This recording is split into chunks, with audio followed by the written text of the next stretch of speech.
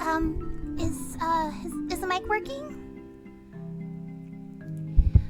Oh, I hope it's working. I've been having issues with it all day.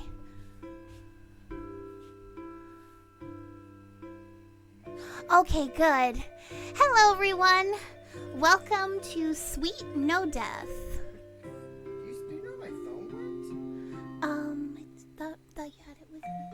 I did have it. Now I don't have it. It's right here. That's why I don't It's your have phone. it. Thank you. You're welcome. It's my boyfriend.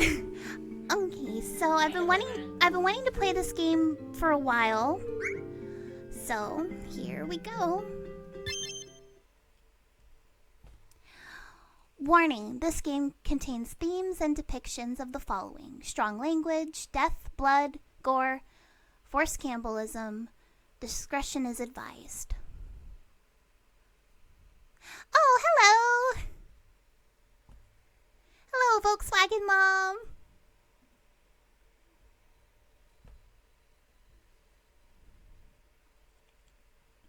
Once upon a time, there was a small woodland town. In a land where the grasses grow pink and the trees hold yellow leaves up to the sun as if to mirror her. In this town lived many animals who would spend their days frolicking along the grass and their evenings gazing up at the stars. And one very fateful night, a star fell. A shooting star that had blazed its way across the galaxy. It shone brighter than anything they had ever seen. It landed right beside their quaint forest town. And then something quite curious happened. From the remains of the comet emerged a magical star witch. The animals were curious, asking her all sorts of questions. Who are you? Where did you come from?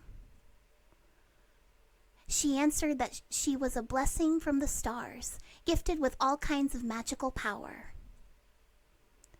She promised to use this power to make their lives as happy as can be. Using her magic, she turned a once pleasant community into an even more delightful one, creating many friends in the process. And so they all lived in magical harmony.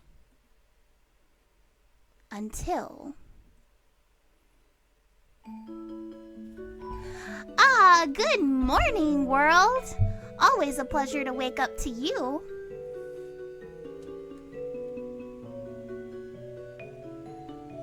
Okay, there. There we go. Here's to a good day today. Now, what was I doing today? Oh, right.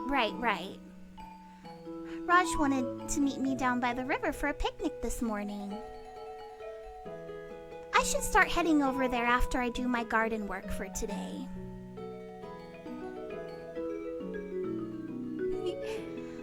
Who's the arrow keys?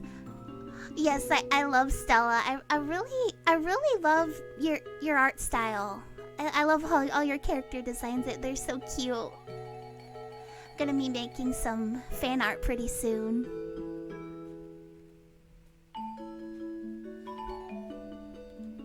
You're welcome. Okay, I'm just gonna move around here. I love her house. Okay, so...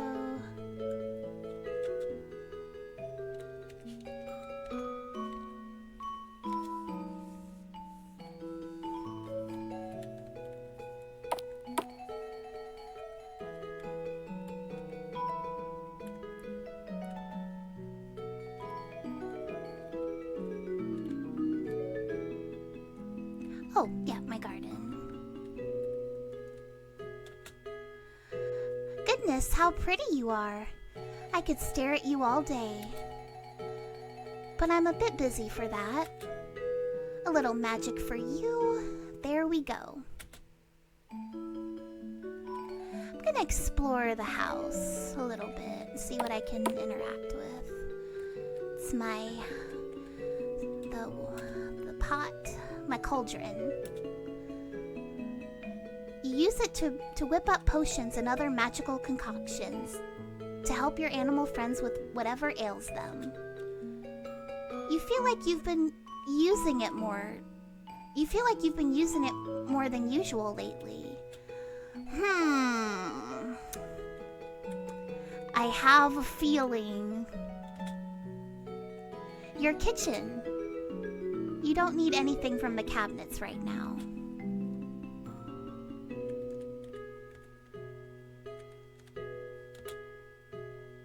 These candles were a gift from Raj. This basket was a gift from Ruby.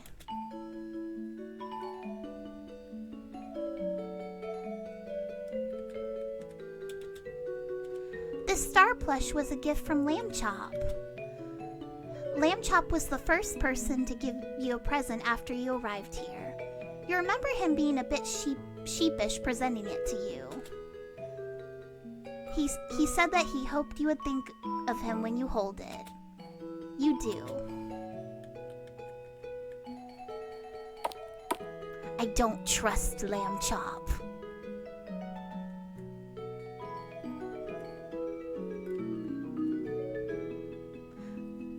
Oh wait, didn't I? Oh wait. Oh. So opalescent, you're gorgeous. Bit of magic for you, and that's all you'll need.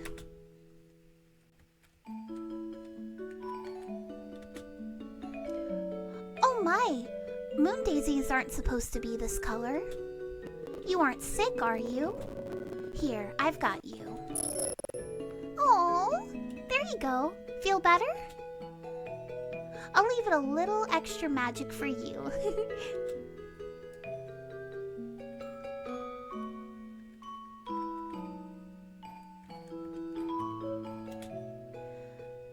Oh, you grew in beautifully. Take a little water. A generous magic sprinkle. There you go. You should be good for the next few days. Oh gosh, I haven't been spending too long on my flowers, have I? Let me get going.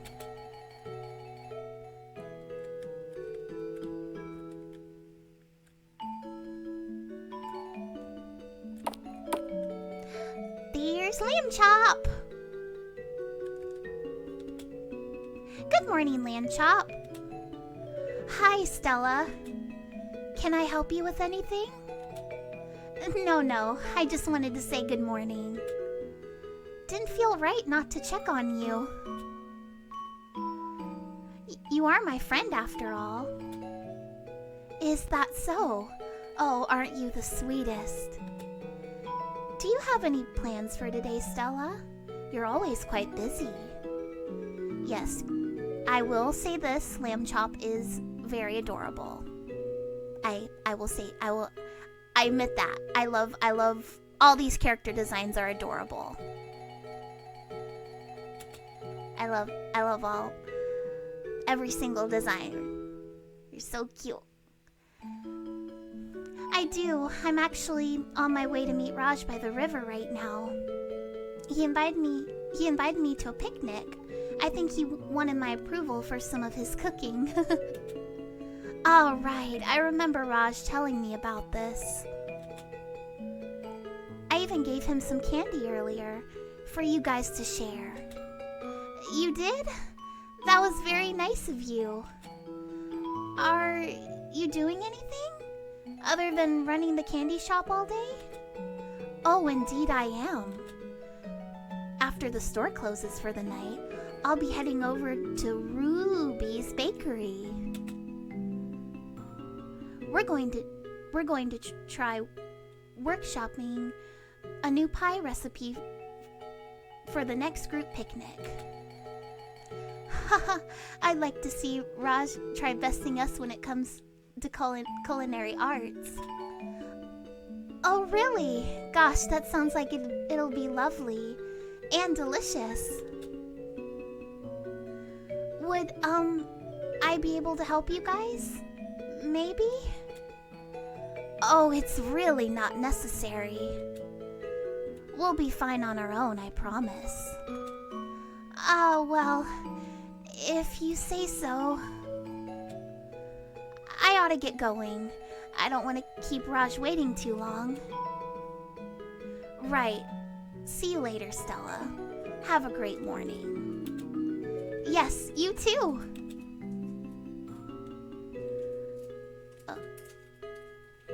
Okie dokie.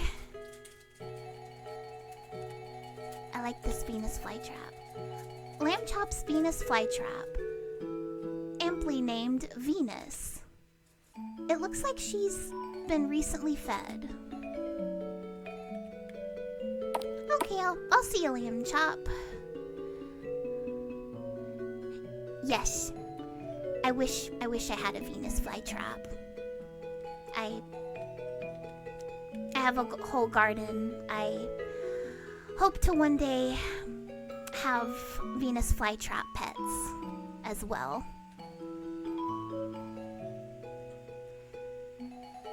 And I love this fountain.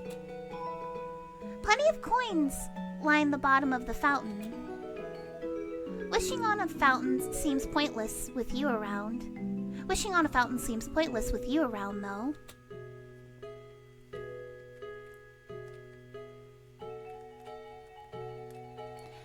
Okay, don't need to go in Ruby's bakery yet.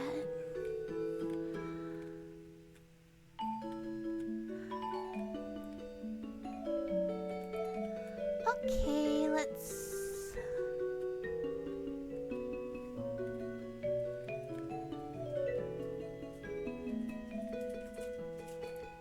Acorn's house.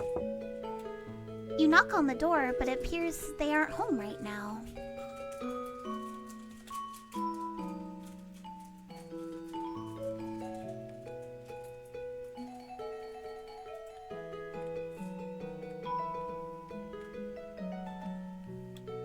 Buck's house.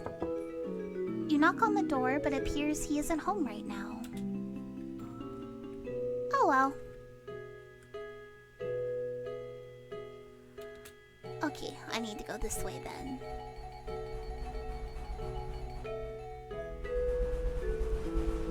Sorry if you hear a thudding in the background. That is my dryer. It makes noise.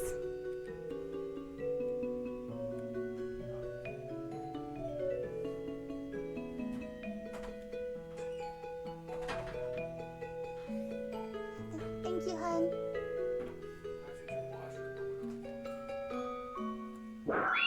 Oh!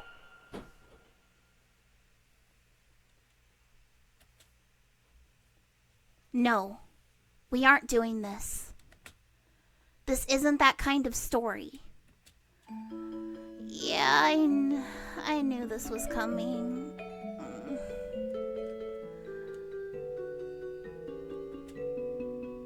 Oh, Raj, where's your head at? It's over here. Ah, there you are. Collected, Raj's head. Okay. There, that's all the blood done away with a quick spell. Now to put your head back on your neck. Alright, now we just... Ah, hello, Stella.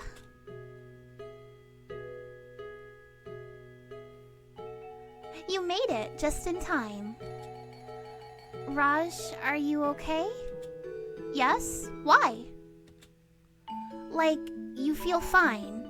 Nothing hurts you or anything?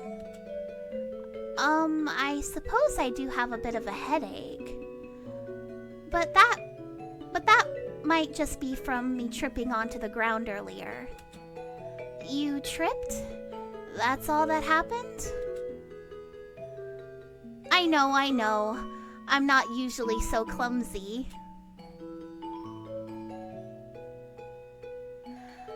Yep, gotta have a clean picnic.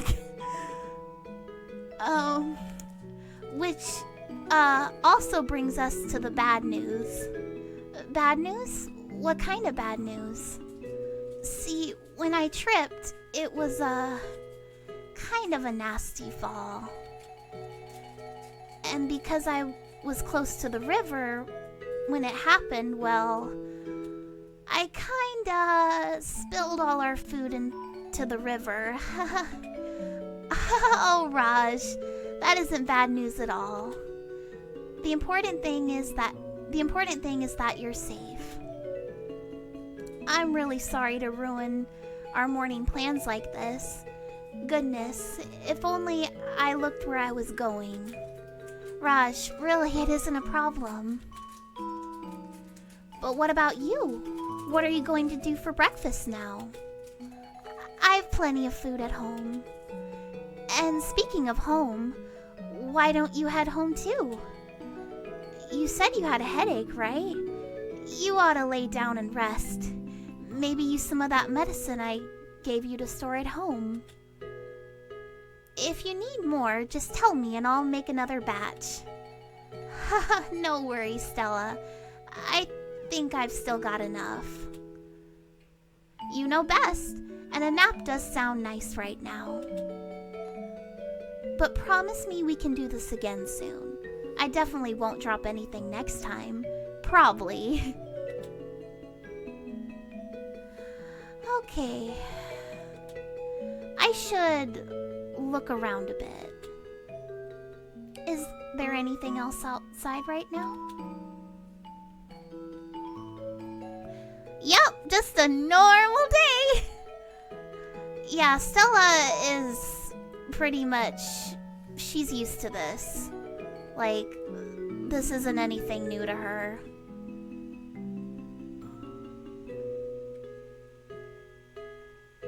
She just fixes everything Lambchop does.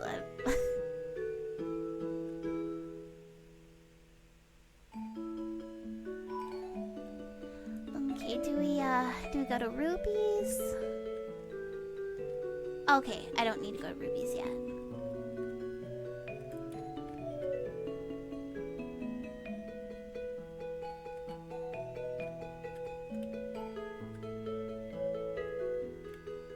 Oh, there's Acorn.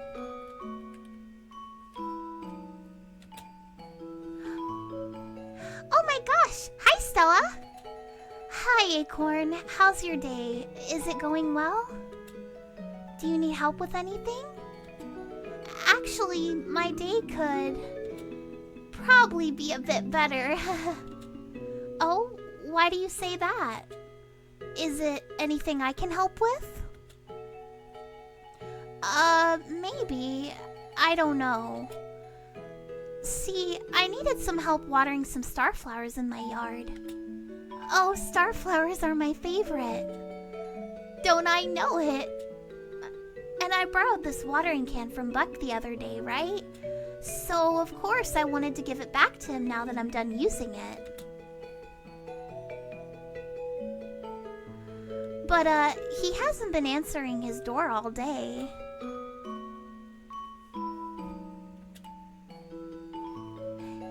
Yes, I love their outfit too.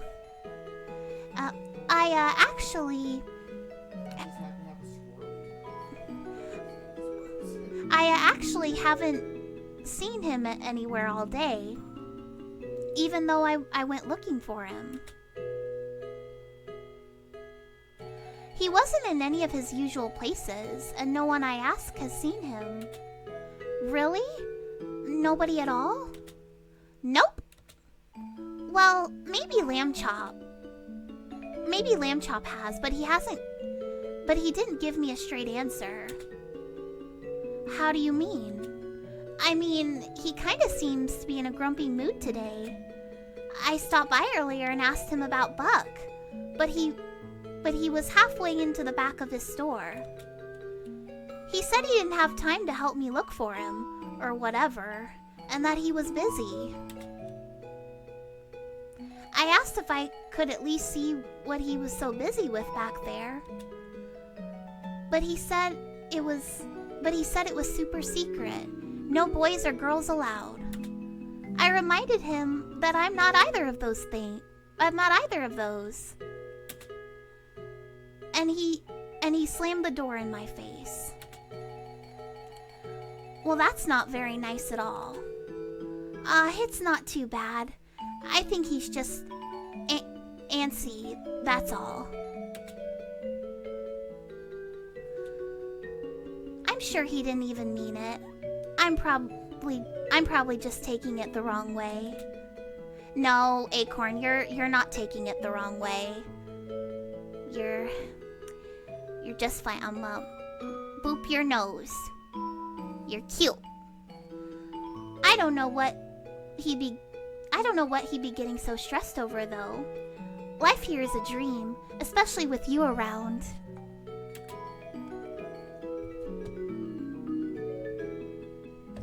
Well, if you think it's just stress, then... You know, speaking of Lambchop, I feel completely silly. Silly? Yes, I stopped by his store this morning, and I completely forgot while I was in there that I wanted to pick up some candy myself. I see. Yeah, I think you should go to see him again. If he is in a grumpy mood, I think seeing you will cheer him up. You think so? What makes you say that? 'Cause seeing you always cheers me up. But also, I think you're his favorite out of everyone. I mean, I think we all kind of think you're the best, but I think he's always liked you the best ever since that first day you got here. That's sweet. I won't waste any time then. I'll go see him. I hope you can find Buck in the meantime. You and me both.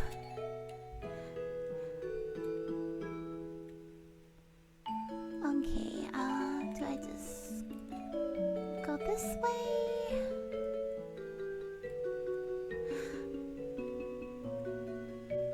No, after this, I am going straight to making fan art. I want to see Ruby. I mean, Ruby. It's Ruby.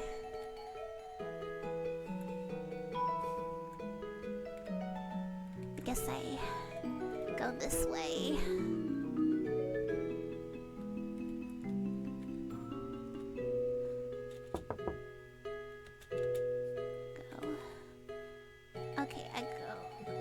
Okay, do I just... Oh, right. I go back to the candy shop. You're welcome. You're welcome, Arcade Kitten. I really like the game.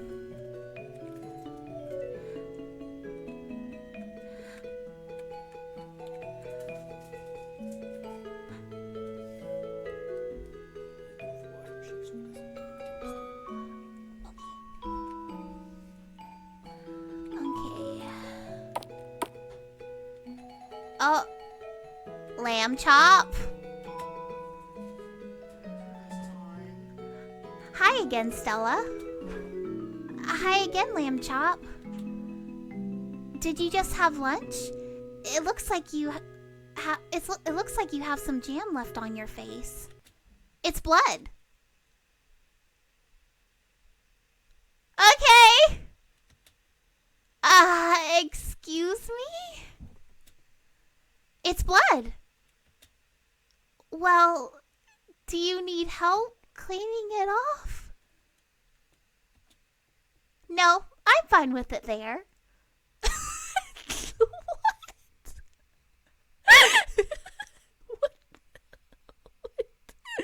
Okay. Are you sure?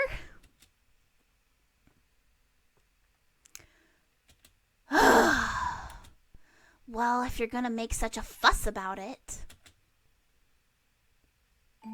So, what is it you came back in here for? I just wanted to check on you, that's all. You really care about me, don't you? Well, Stella, as much as I love to see you, I ought to start preparing to close up shop. I have to make sure I've got everything I need for when I meet up with Ruby in a bit. But I'll see you tomorrow, won't I? Certainly.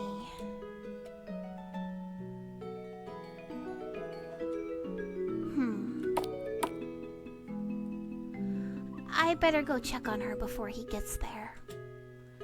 She must be in the bakery if she's waiting for him, right? Finally, we get to go see Ruby!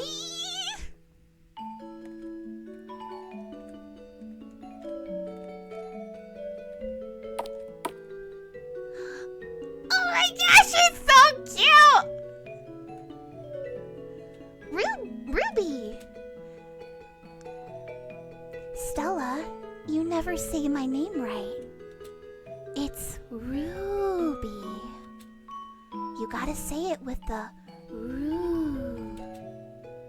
Like, ow, ow,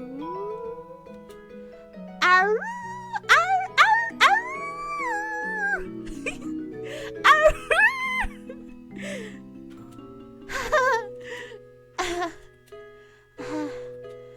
So, Ruby, there was actually something I wanted to ask you about. Lambchop is coming over tonight, right? To try out new recipes and stuff? Would you want me to stay and help? I know my way or two around the kitchen, you know. Oh, no, that's okay. I'd, rather it be a surprise. Yeah. Oh, that's right. I forgot. You like Lambchop. Oh, hey. That's not true. It's not. So you don't care about having alone time with him after all? Well, maybe a little. I see. I get it. Well, I don't want to intrude on you if you don't want me here for it. Just please stay safe, won't you? Of course, Stella. I always keep things safe in the kitchen, and I never forget my oven mitts. Right. I'll see you tomorrow? See you tomorrow, Stella. I'll make sure to save extra for you. It'll mean the world to me. It'll mean the world to me if you like what we come up with.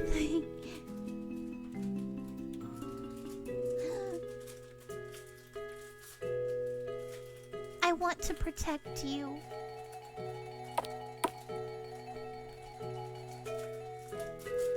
Sunset. It's getting late already. I suppose I better get home then.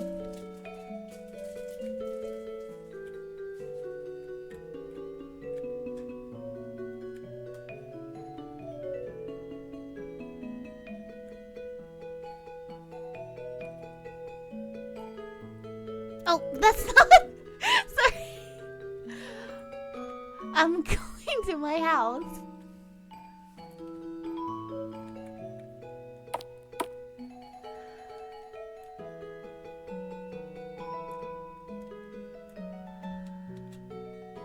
It's bedtime, isn't it?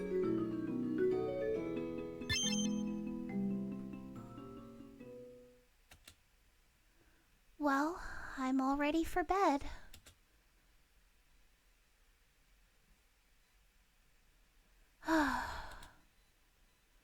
Gosh, what is he doing right now? I should... Oh, Lambchop. I hope you're not being too rough on her. She's softer than the others.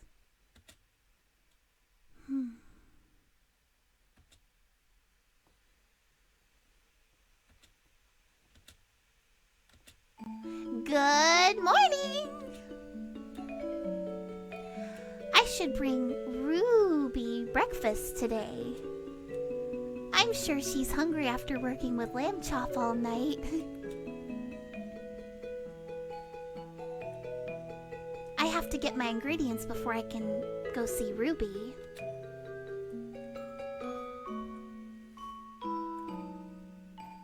Okay, is it... Are they... Okay, so it's not that. Is it... No, it's not that.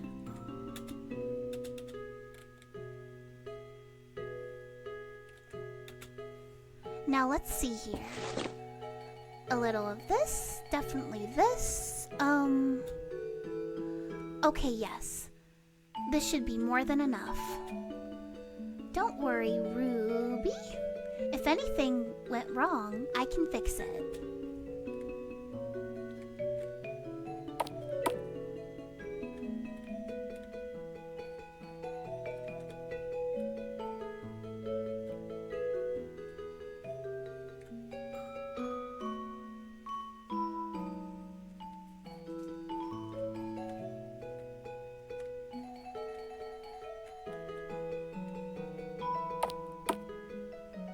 Oh no. Ruby, I was wondering if we could have breakfast. Oh no. Ruby. Sorry, Stella. I'm not really hungry right now. Yeah. Fine. Yeah, she's fine. Not traumatized at all. Oh, Ruby. Can you bring me a pot, Ruby? Oh, I see. Oh, okay.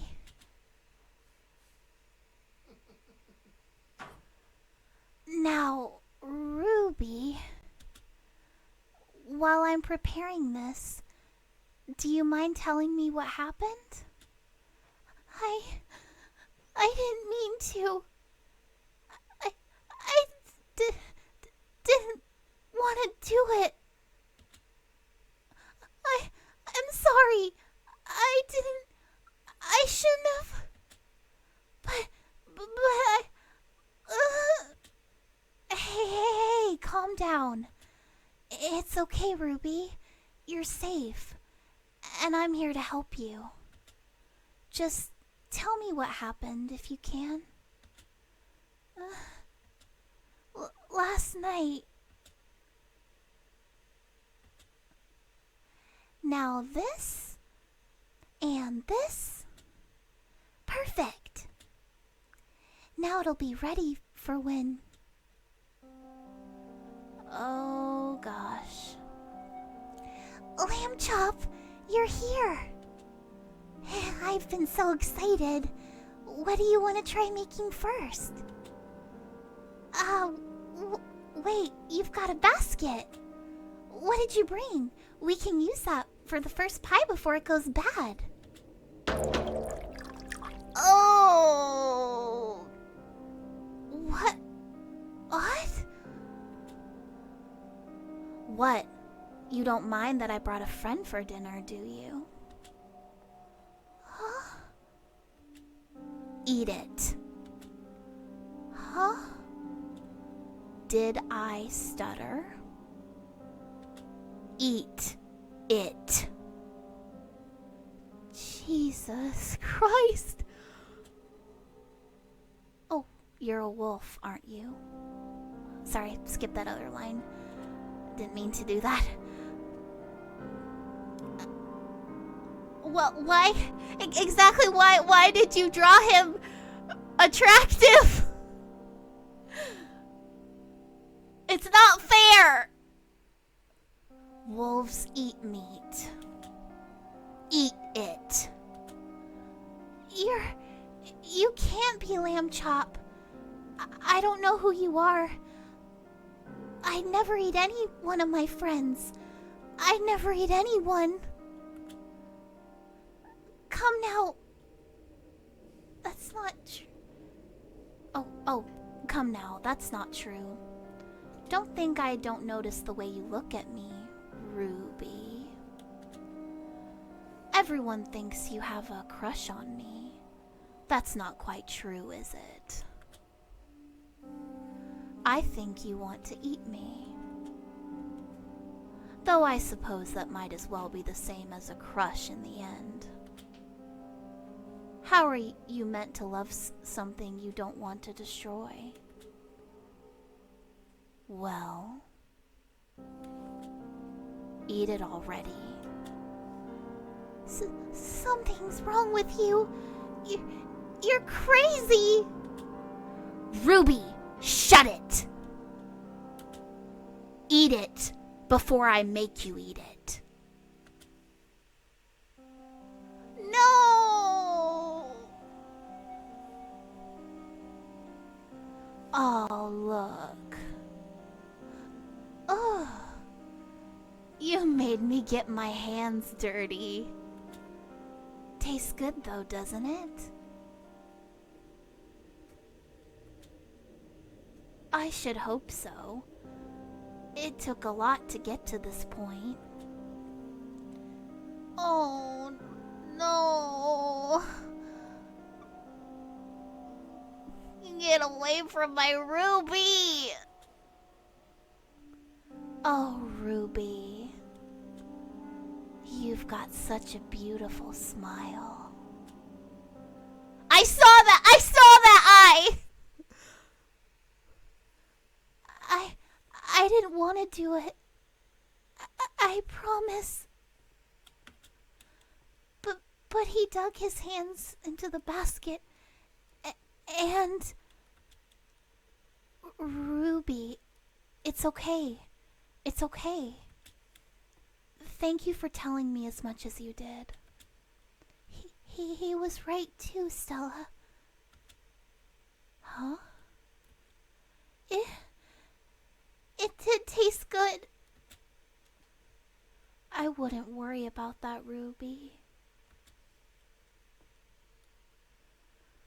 All right, Ruby. I'm all done. Now let's wipe your face and drink this for me, okay? I promise you'll feel a lot better.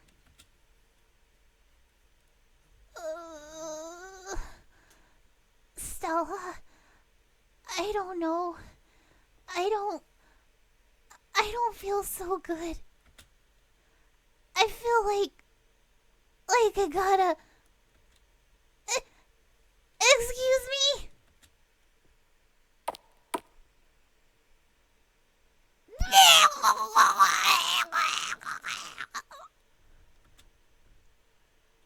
Huh? Wowie! I feel so much better. You were right. Yeah, she's good. Oh, good. I'm so happy to hear that. Now, may I ask you again about last night? Just really quickly? Sure. What do you want to know? Well, what happened last night?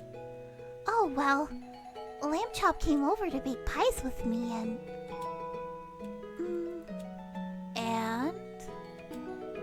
That's all I can remember, actually. I'll tell you what kind of recipes we tried out. But I honestly can't recall.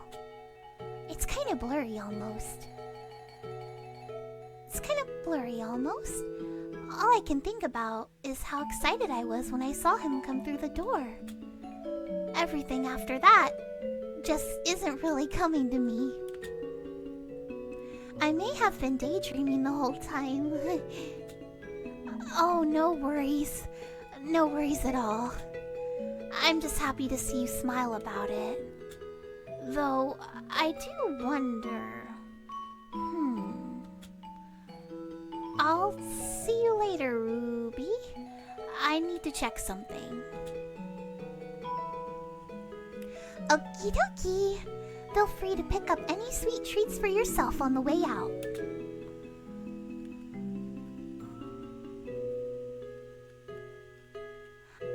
I shall protect you forever, you sweet, innocent being.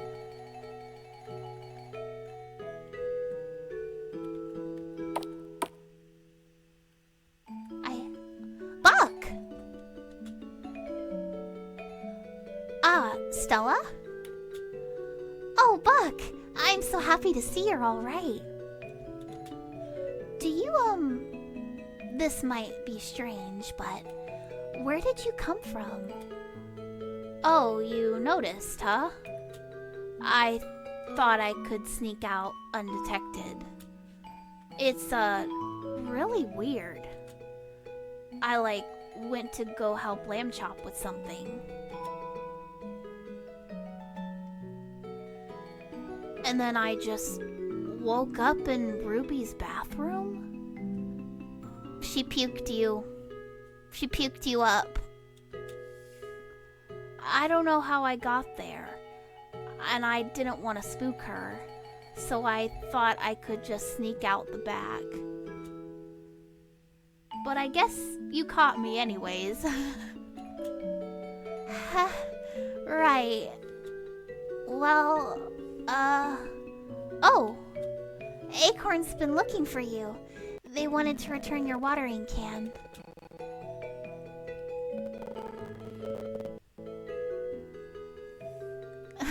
Got it. I'll go look for them now. Yep. Happens to the best of friends all the time. He can't keep doing this.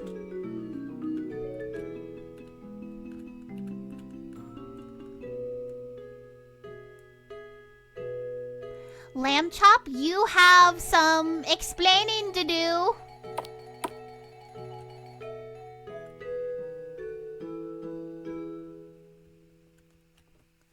You have some explaining to do, mister. Hi, Stella. Good morning. Is everything okay, Stella? You seem a little grumpy. You know I saw everything you did, right? Oh, did you? Did you like it? No, Lambchop, I didn't. And I fixed it. You. Did you think I couldn't? I fixed all of them, Lambchop. No one's dead.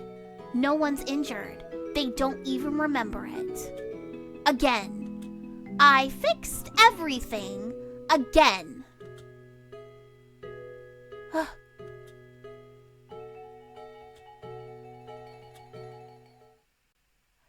Stella, you evil fucking bitch. I hate you.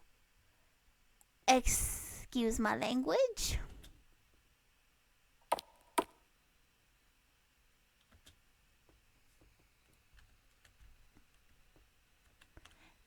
No, you get back here!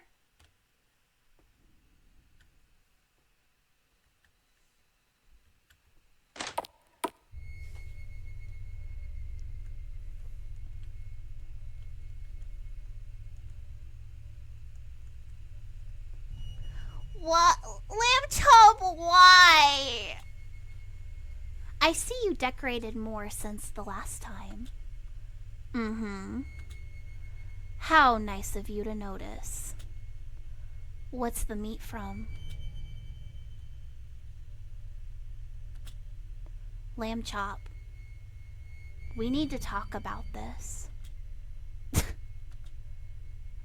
I should have eaten that bitch myself. Maybe then we wouldn't be having this problem. Yeah, I'd like to see you try fixing that. Lambchop. Why do you keep doing this? Because I want to. Why else? That's not an answer. How isn't it? Because you're not telling me anything when you say that. Fine. I do it because it's fun. There. Are you happy now? Do you think I'm stupid?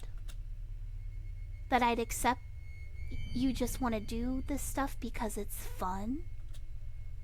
How could anyone get enjoyment out of this? Oh, fuck off, Stella. You'd never understand it anyways. Get the fuck out of my shop.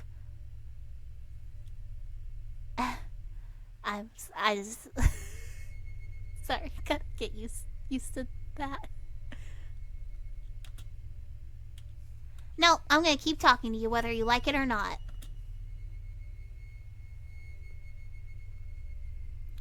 What are you still doing here? I thought I just told you to fuck off.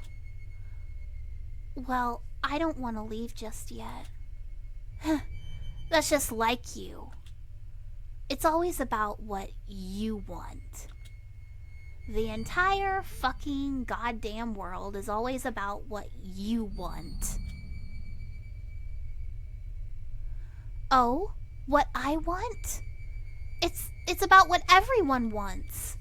Everyone gets to eat good, feel good, and be happy. What more could you be asking for? What more do you want? I want you to drop dead. This isn't the Lambchop I met when I first came here. He would have never said that to me. No, it's not. And he wouldn't have. But I like this one better. I guess you'll have to deal with it, hero. I'm just gonna stay here. You know what's funny? I never really thought much of Ruby. Or really, I thought of her as such wasted potential. A wolf, with pointed claws and sharp teeth, yet indiscernible from any prey animal. You may as well have defanged her in the entire time you've been here. But last night, something happened.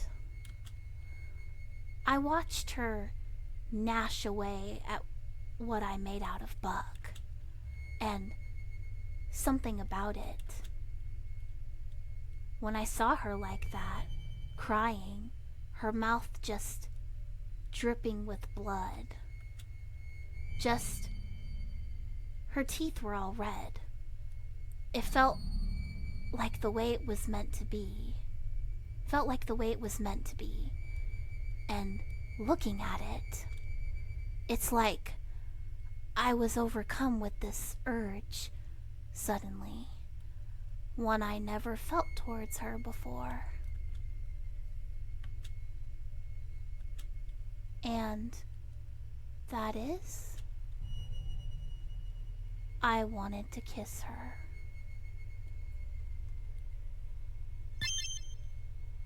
Did you kiss her? Ha! Like I'm gonna tell you. It's more fun to watch you grapple with the idea. I wanna know. What? Are you still wondering if I'll tell you? You know what, Stella? I'll tell you this. I've always wanted to kiss you a lot more. I'm sorry, what, sir? I mean, come on. You looked like an angel when you first got here. The way you spoke to us was nothing but comforting. and you had this unbreakable charm to you. Was I not supposed to be drawn in by something like that? I was enraptured by you, completely swept up in how absolutely above me you were.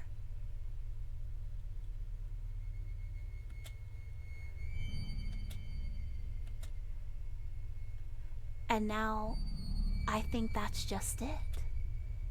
You always saw yourself that way too, didn't you? What's that supposed to mean? When I think about how Ruby looked last night, it reminded me of you. I only wanted to kiss her because in that moment, she looked so beautiful and felt so real.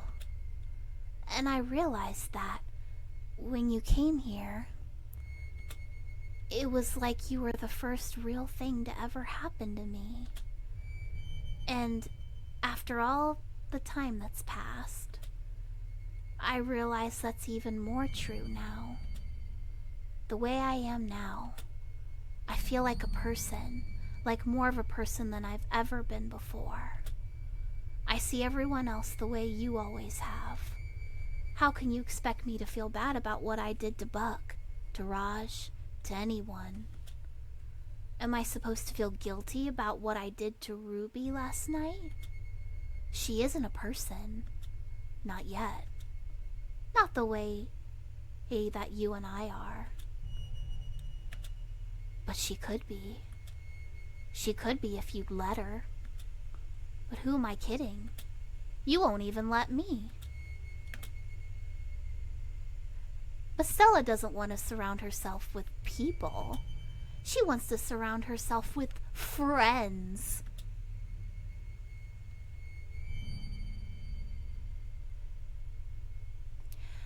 Everyone here is your friend, right? That's what I am to you, right? I'm your friend. That's so funny. I don't ever recall you being mine. Excuse me? How can you say that I'm not your friend? Everything I do is for you! Did that make you mad? You're really cute when you're mad, Stella. Kinda proves my point though, doesn't it?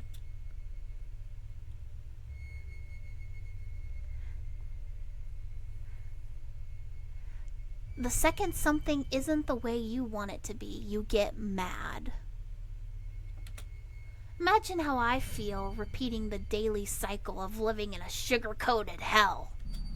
If anything, you should be happy it took me so long to get to this point. But no, you wouldn't be happy for me no matter what. Because the stuff that's fun for me isn't the stuff that Stella likes to see. And anything that doesn't fit into Stella's idea of a comfortable and perfect world has got to go, right? Maybe I'd be happy for you if your idea of fun wasn't killing our friends and making them eat each other. Did you ever think about that? Of course I have. But then I thought about it some more. And do you really treat them that much better? You really have completely lost it, haven't you? Oh, you're so funny.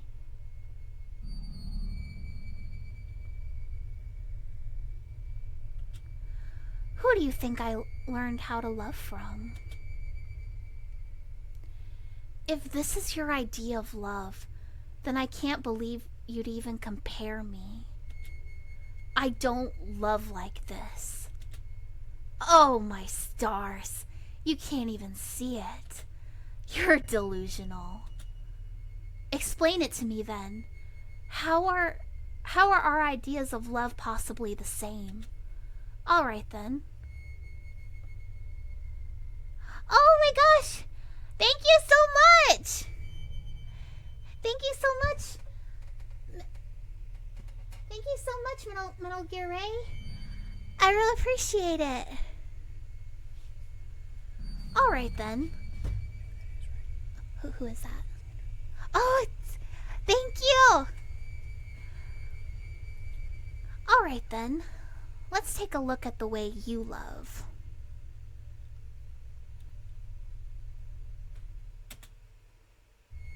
You arrive here on a falling star, and the second you do, you take this entire town into your hands. Before anyone knows it, you're fixing all their problems.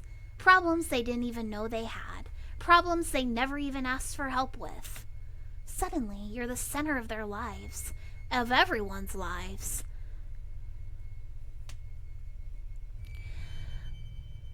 They're planning their days around you, doing things that they'll hope will make you happy in the end. You've consumed their minds just like you did mine. And so, when I think about it like that, it's really clear to me. You have no idea how to love anything without eating it. Oh wait, did I? No, wait.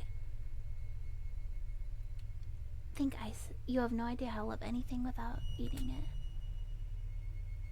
And now I'm not sure if I can see love any other way.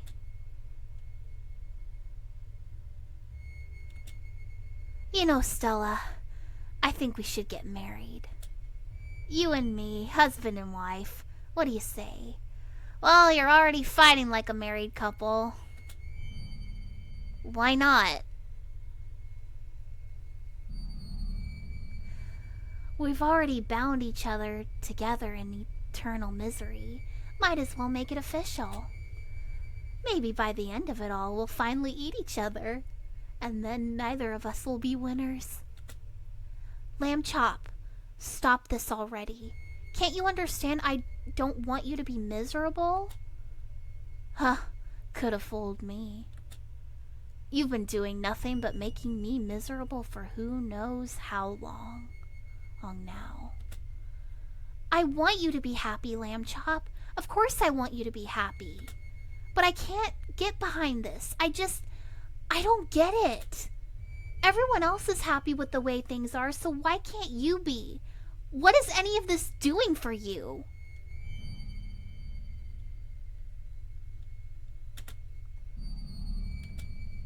Okay, now you're really starting to get on my nerves. You're not even listening to me, are you? I mean, why would you? Of course you're not listening to me. Because I'm not saying what Stella wants to hear. You just want and want and want. It's all you've ever done from the moment you've landed here. You just want what you want, and so you take it. With no regard for anyone else here. With no regard for anyone here. Because what do we want? We want what we're supposed to want. And what we're supposed to want is to make Stella happy. And if something's not making Stella happy, then there's something wrong with the things we want.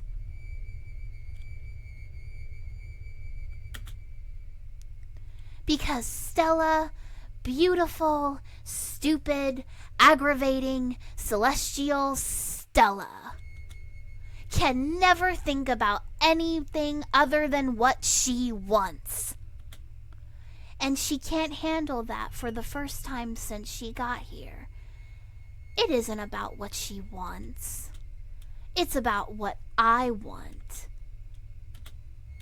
Then what is it that you want? I want misery.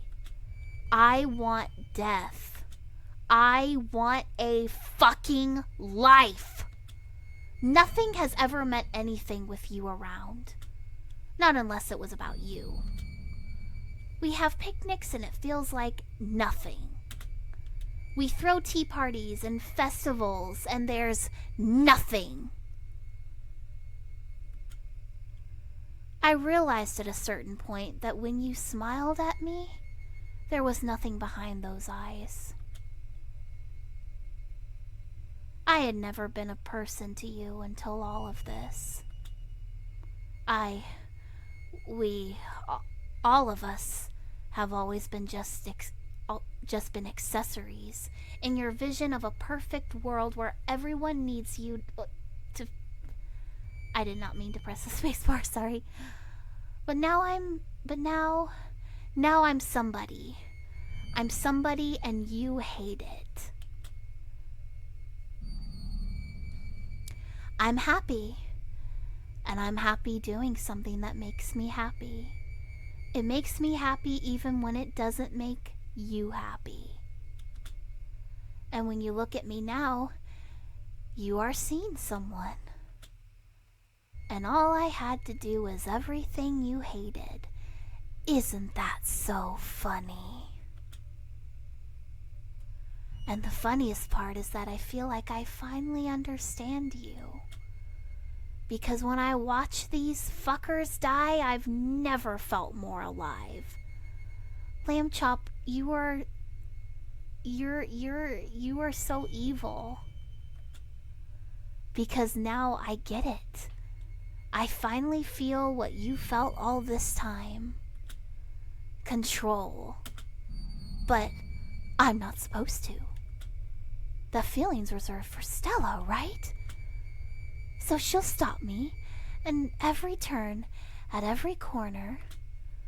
And just like always, the story returns to being about Stella again. Saying out loud, there's an odd sense of joy in knowing you're just as awful as me. Maybe even more, when we consider everything that led to us being here now. Maybe that's why I still like you after all this. Your mind's more fucked up than anything I can come up with. Yeah, that's it. That's what I still love about you after everything. I can never get enough of how awful you are. I aspire to it. You know what sucks though? Even this isn't going to last forever. You'll keep fixing whatever I do, and you'll keep wishing that I'll stop. But you'll get used to it. And just like that, I'll stop being a person to you again. Before I know it, you'll go back to seeing me the way you see everyone else. Just another part of the story, who repeats all his old lines to you over and over and over again.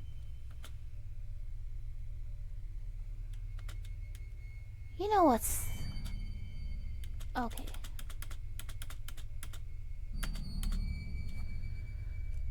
Okay, so...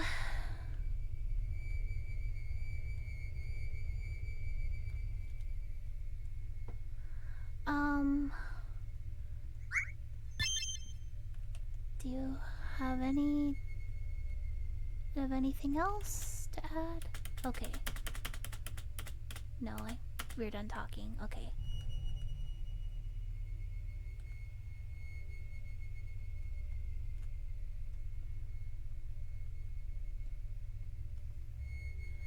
Yeah, let's leave Lamb. Okay. Maybe there's still a way to make you happy too.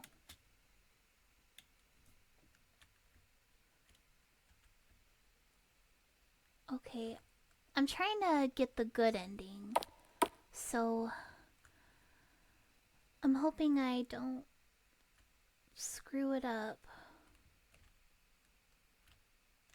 Okay. He's right. He's been my friend ever since I got here. But am I really allowed to call myself his? Friends try to make each other happy, even if recently that's not the case. Maybe it's because I haven't been keeping up my end of the friendship. So...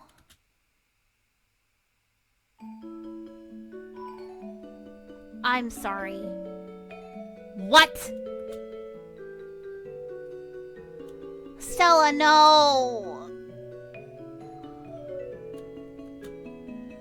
Alright, what are you trying to pull? I'm not trying to pull anything. Then What's all this for? You don't expect me to believe any of these blood and guts are real, do you? You're correct. It's all just magic and decoration. Why? I thought you hated this stuff. Yes, it's like Halloween. I love Halloween. Halloween's my favorite holiday.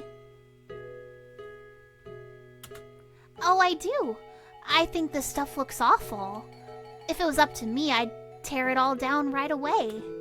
But you like it, and I'm your friend, and I care about you, and the things that make you happy. We live here together, and I don't want you to feel like you're nobody here. I'm also, maybe hoping a bit of that. If you're happier, you'd stop killing everyone? A little bit?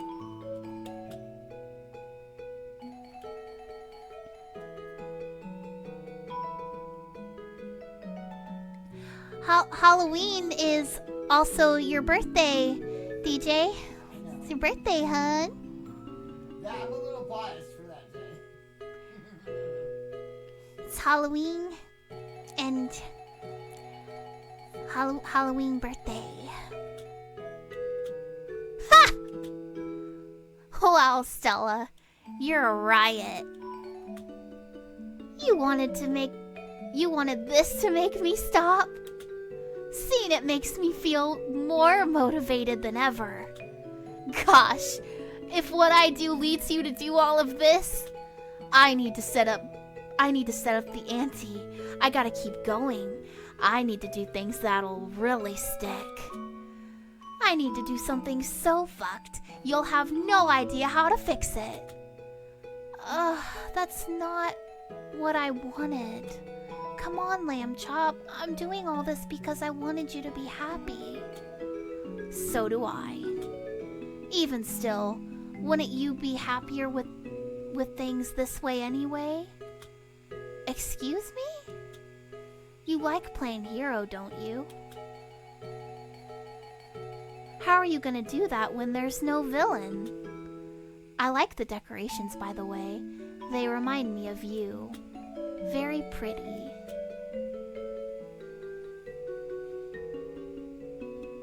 Lambchop. I'm happy that we're friends. I know you are.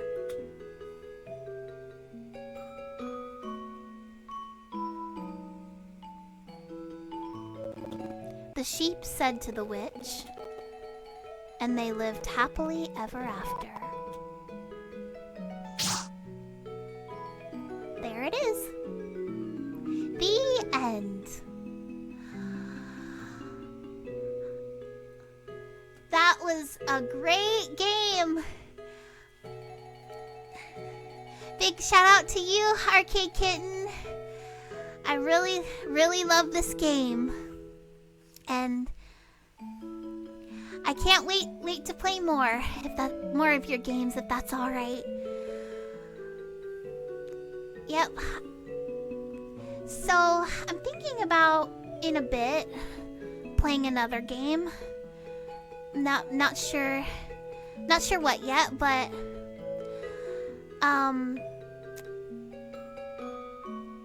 trying to think. I'm gonna stop the stream for a bit, but I will be like a quick break kind of interlude if you want to do that. Yes, I will do an interlude. Yeah, I will we'll use my be right back. Okay. We'll be right back, and I'll choose another game. Give me 1 second. I want to make sure that it is set up right. Thank you all for watching. Let's see what it is. Thank you all for watching SweetNoDeath. This is honestly. And it didn't like it. Oh wait, what happened? Because everything that I remember, because I had it on the hard drive. Wait, can they still hear me? Yeah, my Because remember, we put that flash drive in, and that's the D drive, and my hard drive is not the D drive anymore, it's the E drive. But OBS throws a tantrum about that. Yeah, OBS is real finicky. But anyways, thank you all for coming to the stream, and I will be right back, and probably going to drink some hot tea, some green tea. But I love this game. It's now one of my favorite games, and I'm going to be drawing so much fan art. And thank you so much, Arcade Kitten, for coming to the stream. Thank you so much. We'll just use that for a BRB thing, and we'll have an audio for it. Oops, Okay. And I shall be right back, everyone. Thank you all again so much. Is it working? Give me 1 second. I don't even know where it is.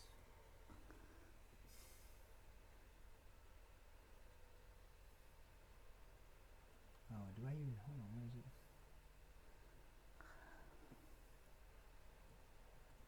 Yeah, where is it?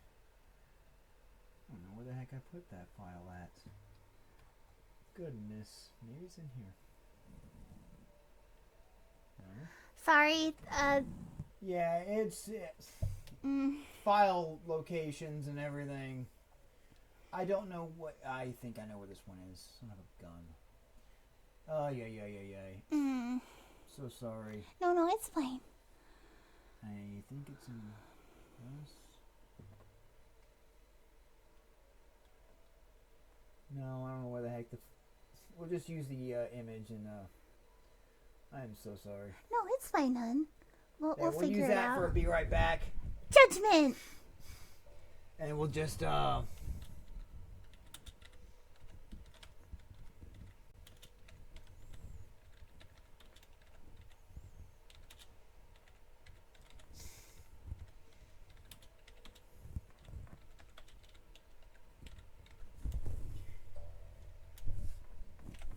what we'll do is we will pin that.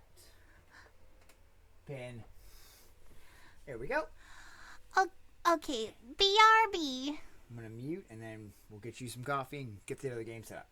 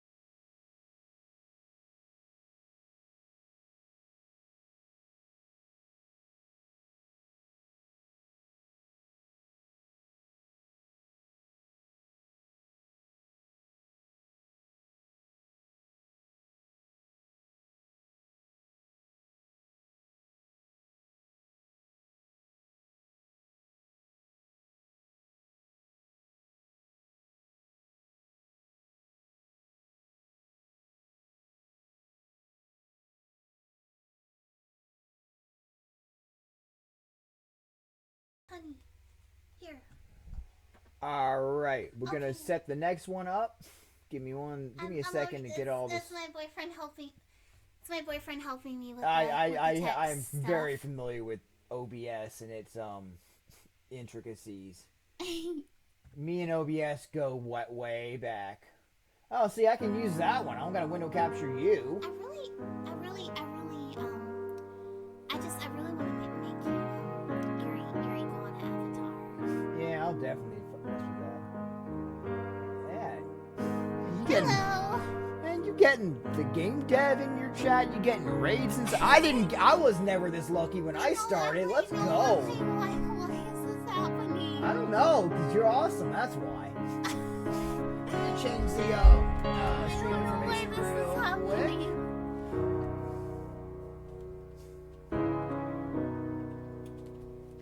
Hello, Shade. Thank you all for coming to the stream.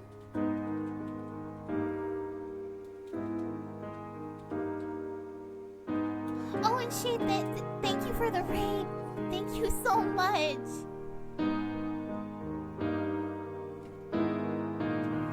Oh, thank you.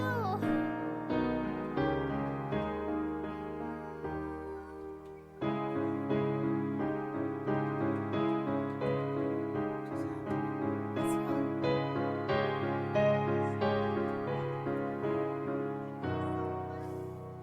My headphones are Are they plugged in? What the heck happened? Oh, on your phone. Yeah. Okay, now what the heck happened? Here, let's I got it fixed. I let's- fixed it. Let's switch seats. Yeah, I fixed it. What the heck happened?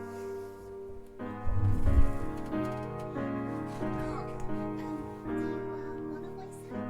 Oh, yeah. It's up to you.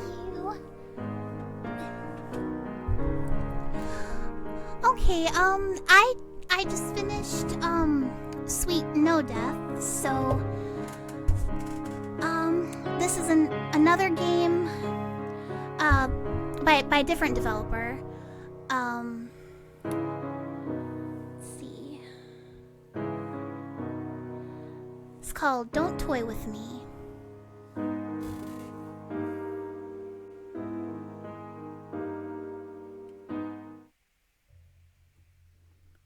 Here, I got you a chair. Heck yeah. Cool. Oh my. Oh, it's gonna be a plan.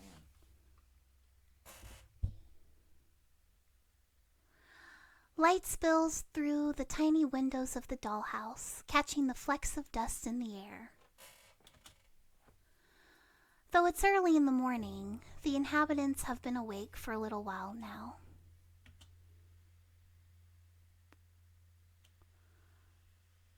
It's to be expected that toys wouldn't have quite the same grasp on time as you do.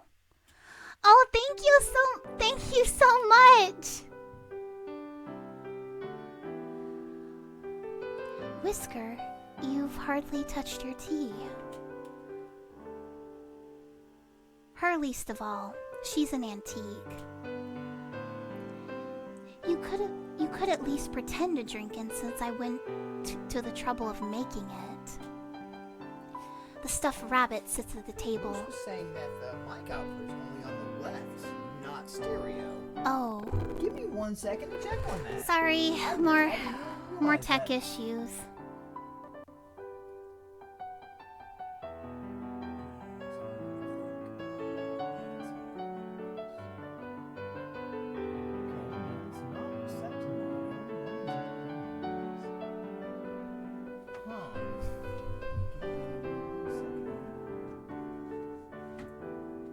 Sorry, everyone.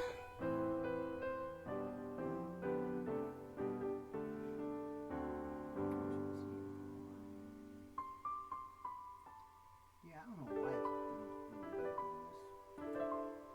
Say something now. Testing. 1, 2, 3.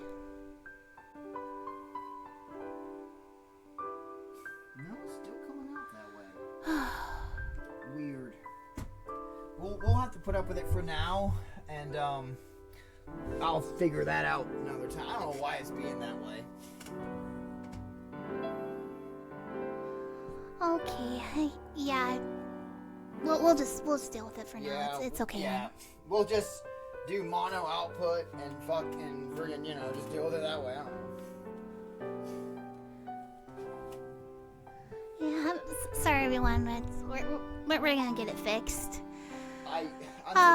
Technology. I got the previous game through my headphones and I'm just not even noticing it. The stuffed rabbit sits at the table, a frown on its embroidered face. Wait, hold on. Oh, there we go.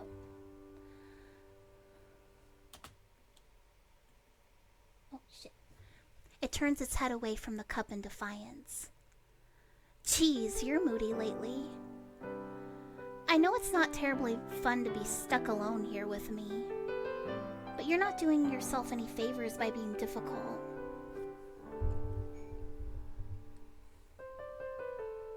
Don't you think we should be making the best of it?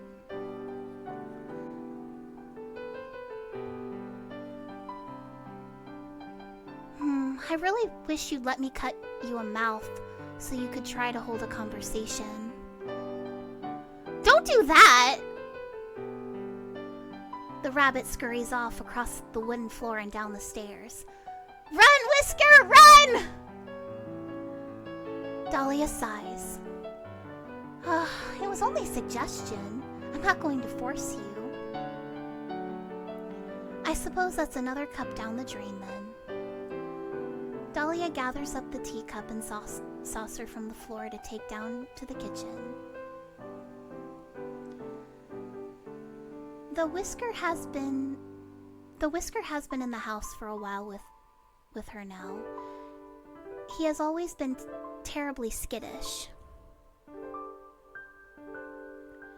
The kitchen holds the rest of the tea set, always ready for a hypothetical tea party that thus far hadn't come to fruition. The rabbit wasn't about to sit at the table with her.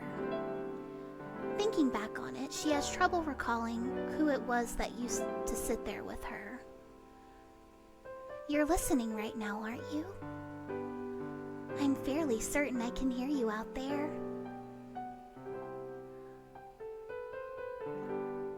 Tap, tap. The sound of large fingers gently tapping nails on the outside of the house answer her question. She smiles softly. There you are. Maybe you could join me. I'm not sure how you would fit in here with me, but I would welcome you anyway. Perhaps you could let me outside? I would sit on the roof to be closer to you. You know better than to give her way on that. I found out why it's being that way.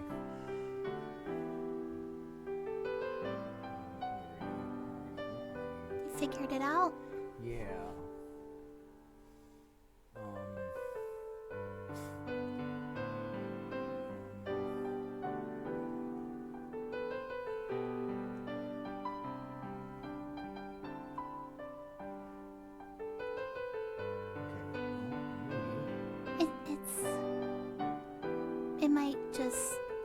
We just might have to deal with it for now on. Someone had said click on this little thing.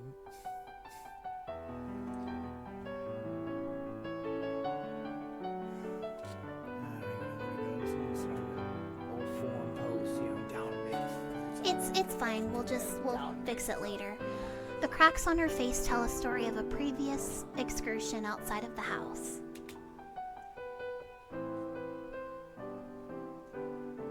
She is met with silence. Her smile holds patiently. For all of 10 seconds. Fine, then I won't be entertaining you either. If the urge to be reasonable finds you, I'll be reading in my room.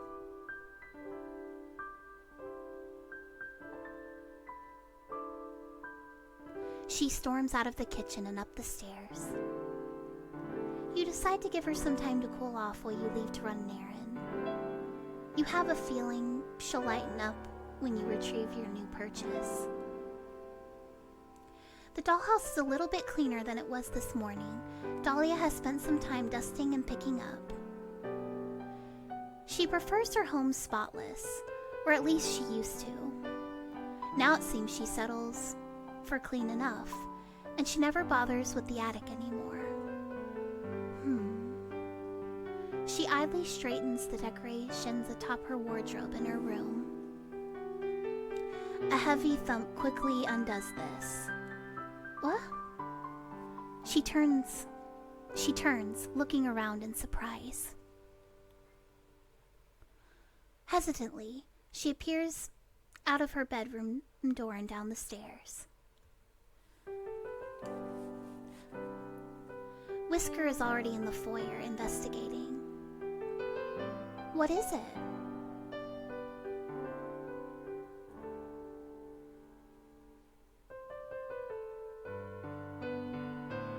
She descends the stairs, delicate joints clicking with each step.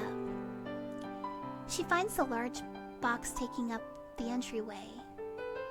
Oh my, a present? Her eyes light up with interest, running her fingers over the wooden exterior. There's a quirk to her brow when she realizes it's cheap compressed wood. Something new then? Whisker presses his ear to the side of the box. He hops back away when he hears a cough from inside, hiding behind Dahlia. What is it?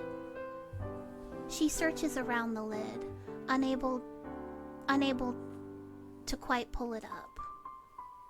She finally finds the hook on the other side and undoes it from the small peg that holds the lid shut. She practically throws the lid open, a bright smile on her face. Oh, Whisker, look! A new friend! He's the one I'm voicing, right? Yeah, if you still want to. Sorry. Scooting in. Is he dead? Looks like it. I'm not dead.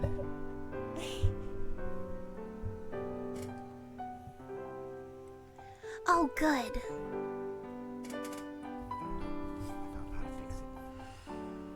I found out how to fix the mic issue. Give me 1 second. I have to set it. Hon, I don't want to keep everybody waiting. There we go. Okay. Oh, you fixed it? Yeah, we gotta set it to mono, and then now it's fixed. Okay, thank you.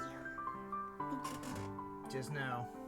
Yeah, apparently because of the audio mixer, OBS likes to it pulls it as mono, and since everything is stereo, it throws it in the first audio channel, which is the left. I don't know why. Yes, he fixed it! It actually sounds a lot better now. You fixed it. Blah. Thanks for the OBS forums and Reddit. The clown in the box hangs limply when Dahlia drags him out of the box by his shirt.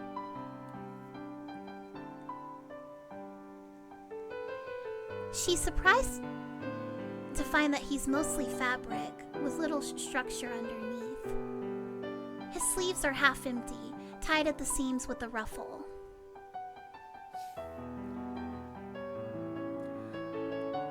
All in all, his head is solid, but his body is plush. What kind of game is this? It's more of a... It's more like a visual novel. Yeah. Horror visual novel.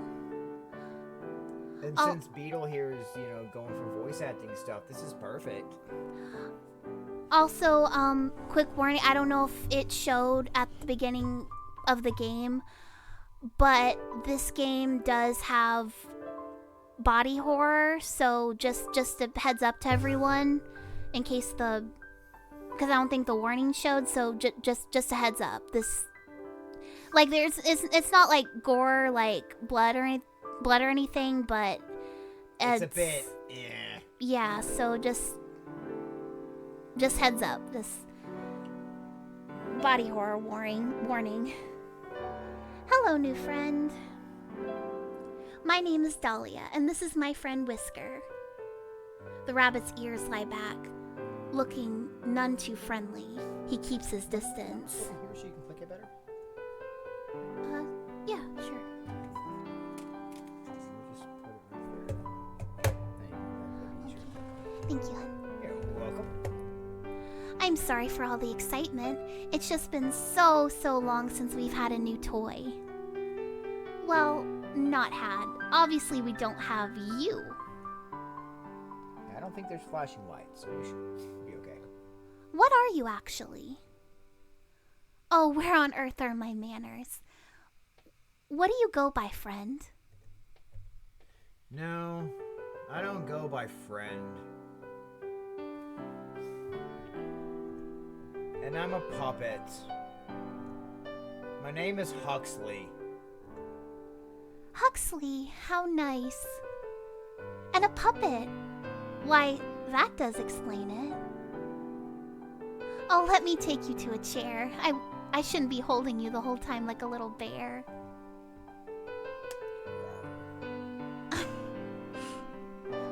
With Huxley comfortably situated in his chair at the table, Dahlia sits opposite to him. She's all smiles, even though the clown looks so sullen. Here, have some tea. Oh, can you hold the cup? Have a silly straw. Thanks. I'll take a silly straw. Those things are awesome. I don't care. Despite the thanks, the clown doesn't make any move to drink the tea. Are you all right, Huxley? I don't expect you to be quite excited as me, but you look upset. I'm not upset, but what is there to be excited for? You've taken me out of a box, and here I am to sit in another box. The only difference is that I'm not the only one in this box. But that makes all the difference, doesn't it?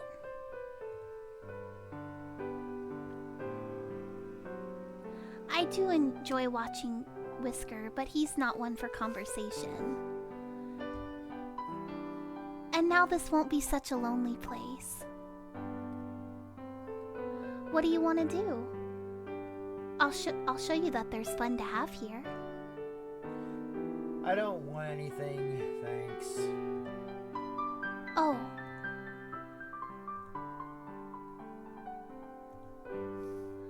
Well, surely that isn't true. Everyone wants something. Do you want some quiet? We could lie on the floor and watch the star projector. If that's what you'd like to do. No. We're trying to find something you want to do. Do you want to tell jokes? You are a clown. If you'd like.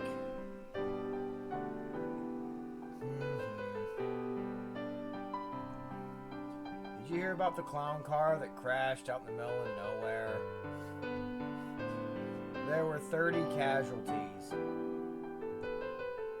I don't think I get that one.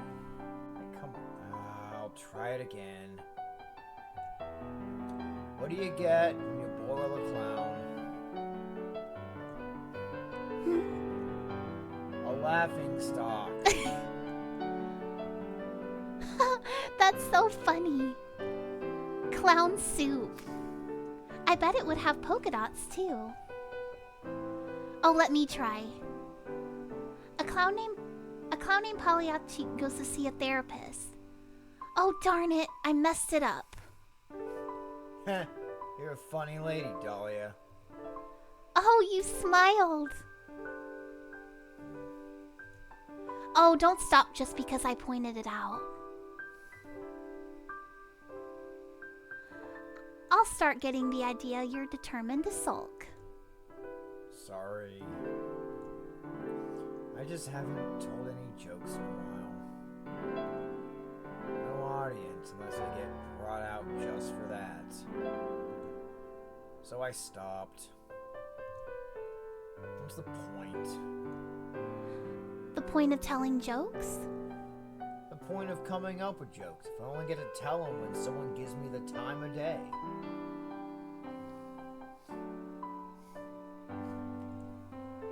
I don't like being a puppet. The only choice I get is to not participate. So I started doing that. Opting out. Oh, so you just don't do anything? Nothing I don't want to do. Which I don't want to do much lately, so... yeah, kind of. He looks uncomfortable at the direction of the conversation. It's clear he hasn't had to explain himself at length before, especially when so withdrawn from everything. Dahlia, on the other hand, is clearly mulling this idea over in her head. Do you think you'd want to do more if you could get around better on your own? Since then you could go where you like and not have to wait for someone to bring you there? That would make things easier for me. No offense. I don't think I want you stitching anything onto me if that's what you're thinking. Huh? Why? Are you just assuming I'd be bad at it? I choose to keep my answer to myself. All right then, mister.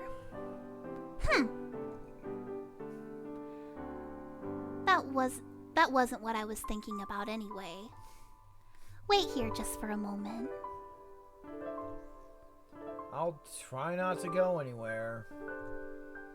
Dahlia leaves the kitchen, hurrying back to the foyer. Bro. Huh. Yeah, I'll try not to go anywhere. He's like I can't. He's like, you can't move. Yeah. Jeez. She stands near the box Huxley arrived in and looks up, her gaze aimless, as though she isn't quite sure of where to look. Hello up there. I imagine you're still watching, yes? Thank you for sending me a new friend. I know I've asked for one a lot, but I'm afraid I need to ask for something else. I'm sorry for asking so soon after receiving this gift. But it isn't for me, so I hope that might make up for it. So do you think perhaps you could give me something to help Huxley move? Perhaps wheels? Or a wooden skeleton? I guess we have no choice but to help. You suppose there couldn't be any harm in it? If the puppet is really broken, that can't even keep her company. It doesn't do much good, does it? It will have to be a modification so simple that even the toys can figure it out, though. You have an idea. Surely with only a single item to work with, she'll understand what needs to be done. You place your gift in the box Huxley had arrived in. Dahlia looks on in surprise as she sees a large spring in the box. She's making him do a check in the box. A Huxley in a box. Yeah, exactly. Huxley in a box. It's a jerk in the box. That's what the Rugrats call him. Yes, this is perfect. Thank you so much. She eagerly plucks her prize from the container, needing both hands to carry it, as long as her legs at the very least. Seen as it's a bit unwieldy, perhaps it isn't the best idea to bring it near the tea set. She ends up leaving it behind and fetching Huxley instead. I'm going to pick you up. You're gonna shove a spring up my butt. No, don't say that! I mean, that's no! what I'm thinking is gonna happen. No, stop! No! No! We're not doing that. Oh. Okay, hold on. Jesus. Okay. Alright. Moving on. It takes the pair a few minutes to figure out the logistics of the attachment, but in the end, it is sewn securely to the opening of Huxley's body. He takes a moment to get used to balancing on the spring. Ah, this certainly is different. I think I'm getting the hang of it, though. Stairs will take some practice.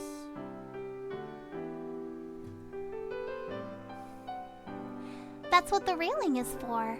At least until you get better at jumping. See, I told you when you were gonna do that, and you did. Dude, what? You shoved the spring up my... Stop it! That's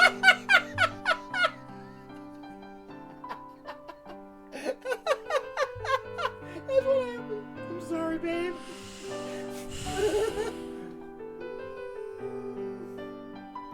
Perhaps you'll soon be able to leap from the landing to the upper doorway in one go? Super Mario style.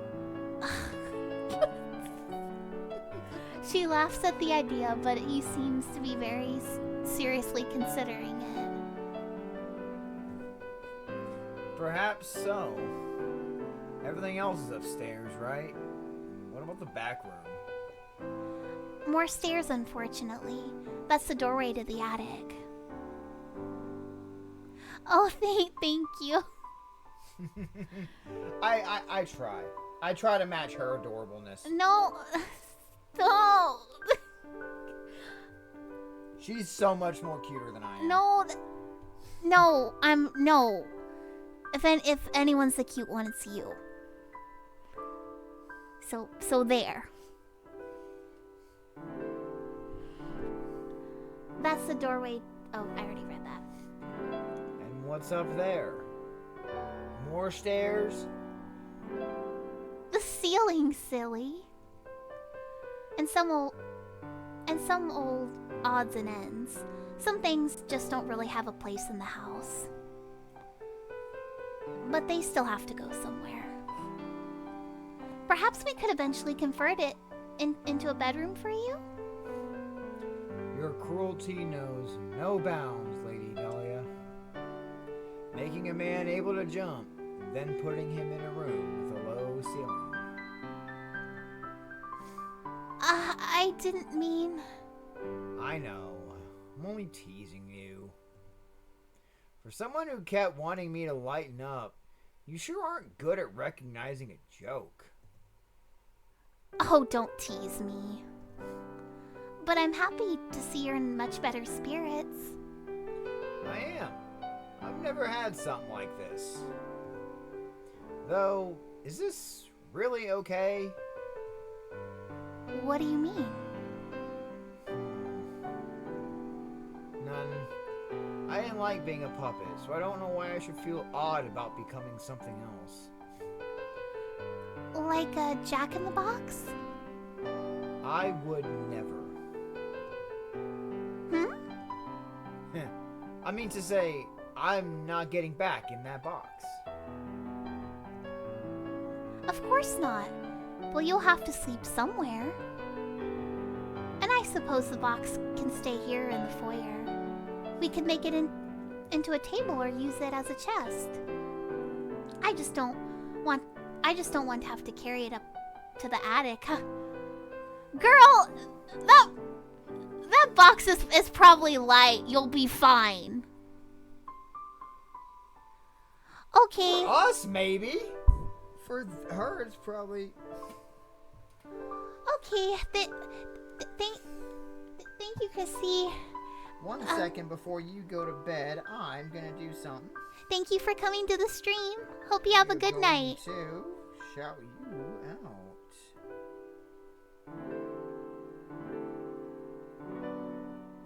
Thanks, hon. You're very welcome. What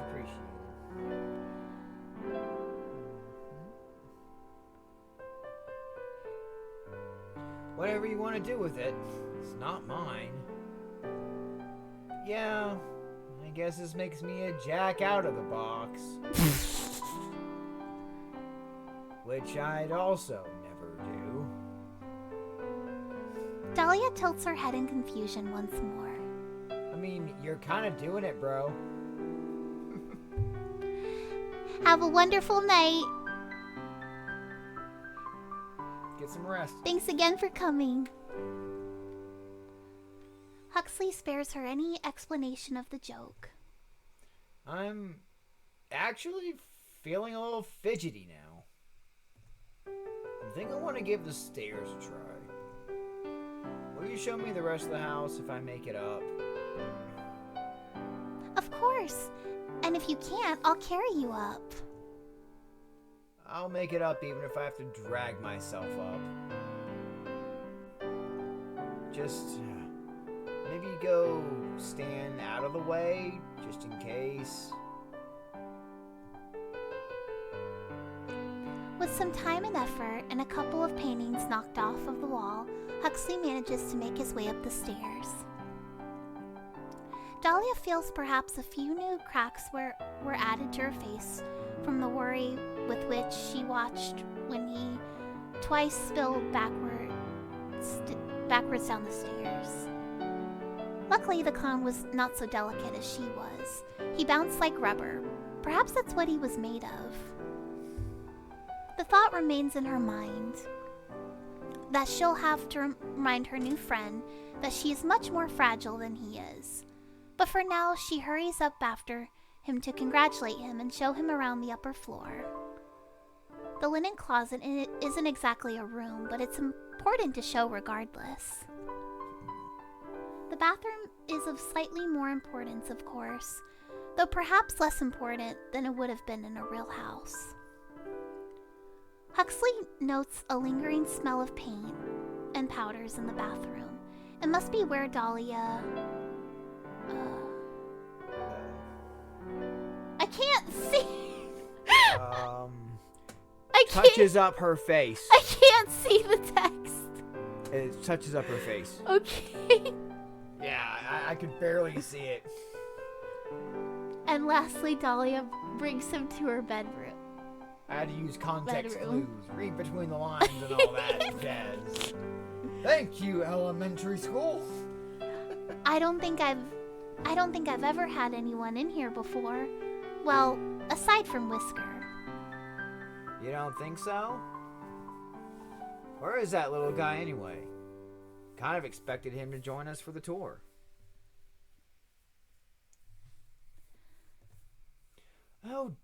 Oh, don't mind him. He's so jumpy these days. I couldn't even tell you why. Perhaps he's less confident without other plush animals around. Did there used to be more? I can't seem to recall. I don't trust you. I know I knew a teddy bear once. Perhaps he was a friend of Whisker's? She frowns.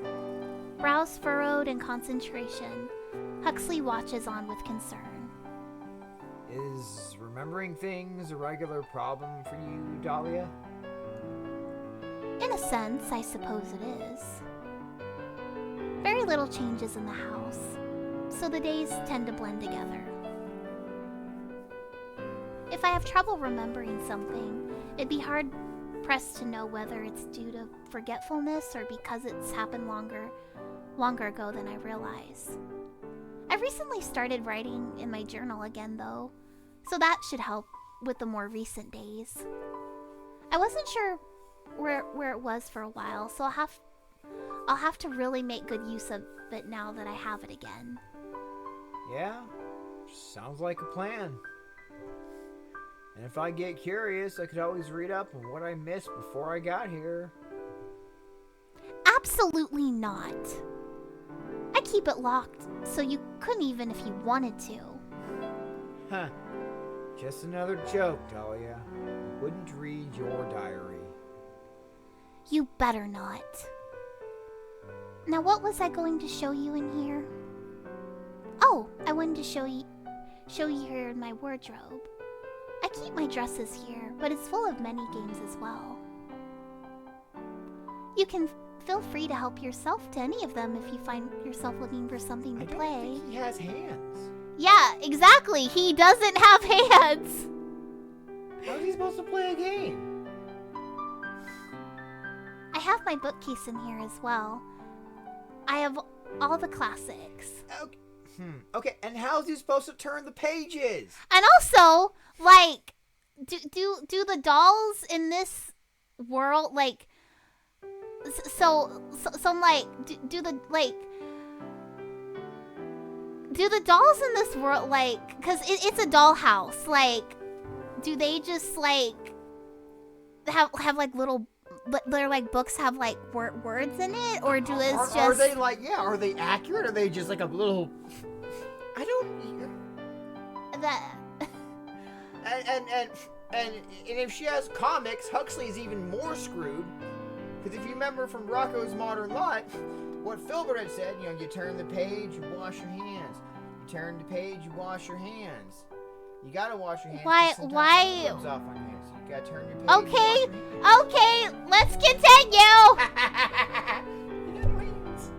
Pride and Prejudice, Little Princess, Hans Christian Andersen's Fairy Tales Collection. Sorry, baby. You're fine. Quite the collection, Dahlia. Are you teasing me again? No, they're just very you. Huh? Except that one. The Complete Short Stories of Edgar Allan Poe. A little bit of a gothic at heart, are you? I did say I love the classics. What about you, Mr. Know-It-All? You're making yourself sound rather well-read. I've just heard my share of bedtime stories in my day. And the others I've heard a little of in homework form. Ugh. I have to say, hasn't made me the most bookish kind of guy. Except maybe joke books. Har har. Well, in your words, that's very you. There's no shame in it, but I warn you that you'll eventually want to do some reading. Beggars can't be choosers for entertainment in this house. Though I'd be happy to read to you. Uh-huh. I can see it now. Okay, seems we're gonna get a bit of cabin fever. I'll let you know if I have trouble falling asleep here. Maybe I could use it.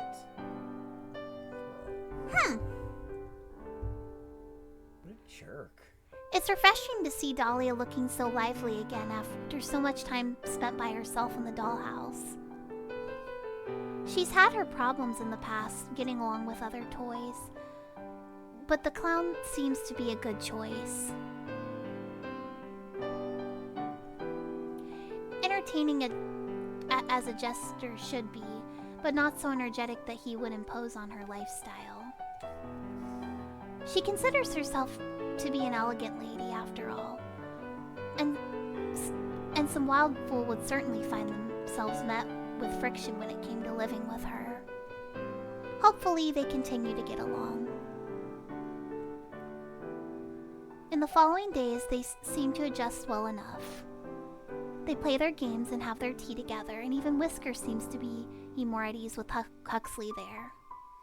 It's at a point of concern in some ways. Hopefully the rabbit doesn't come to be too affectionate with the clown. Yeah, Whisker doesn't like you, Dahlia. But for now, it's happy days within the dollhouse. You find yourself watching them regularly. Today, they've... Oh, goodness. What is going on with this You know what? text? Click history right there. Maybe you'll be able to see it better. Oh, okay. Okay. That was... Jesus. I wonder what that was about. I don't know. It's a point of certain in some ways. Hopefully the rab... Okay, I've read that. But for now, it's happy days within the dollhouse.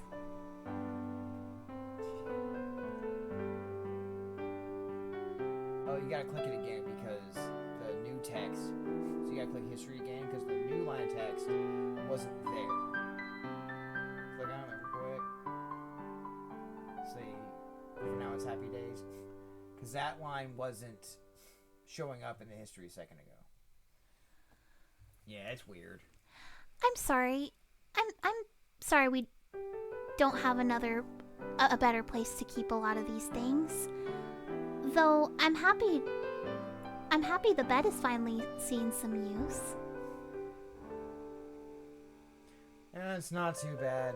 The spiders have been keeping me company at night. Spiders? Well, probably just little mites. I have wondered about some of the things you keep up here, though. Don't just change the subject after mentioning spiders. Are there really spiders up here? Huh? No. I was only joking, Dahlia. You'd better be. Horrible creatures. Just because I'm voicing Dahlia doesn't mean I like her. No. She's a jerk. I've met people like Dahlia, and like she's not doing well in my book. Now, what were you wondering about? Well, I noticed some of these things seem out of place here. The paintings, sure, they make sense for you to have.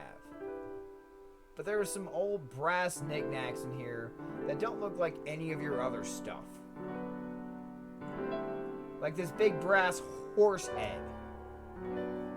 It's a knight. Oh, that's my line. That's what. That's Sorry, your line, it's not okay. mine. It's okay. It's a knight. But you are right. It doesn't look familiar. And then there's some old clothing up here. Oh, I really haven't cleaned up here in some time, but I didn't think there was anything but spare decor items. What sort of clothing is it? Well, I found some bow ties, like the formal kind, not like my ribbon. And no offense to our dearest Lady Dahlia, but they really wouldn't suit you. Do they belong to Whisker? No, Whisker doesn't really have many belongings to speak of. Whisker shakes his head to confirm this. He only has a little bed in my room and a few little toys of his own. Though half the time he seems to prefer playing with balled up paper more than the things I make for him. Yeah. He's a cat. Well, no. He's not a rabbit, he's a cat. One doll's trash is a rabbit's treasure. I'm almost certain that that's not how that phrase goes.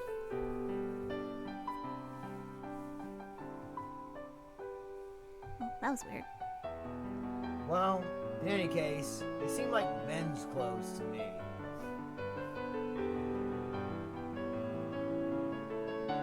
Though I did see some old hairbrushes and things as well.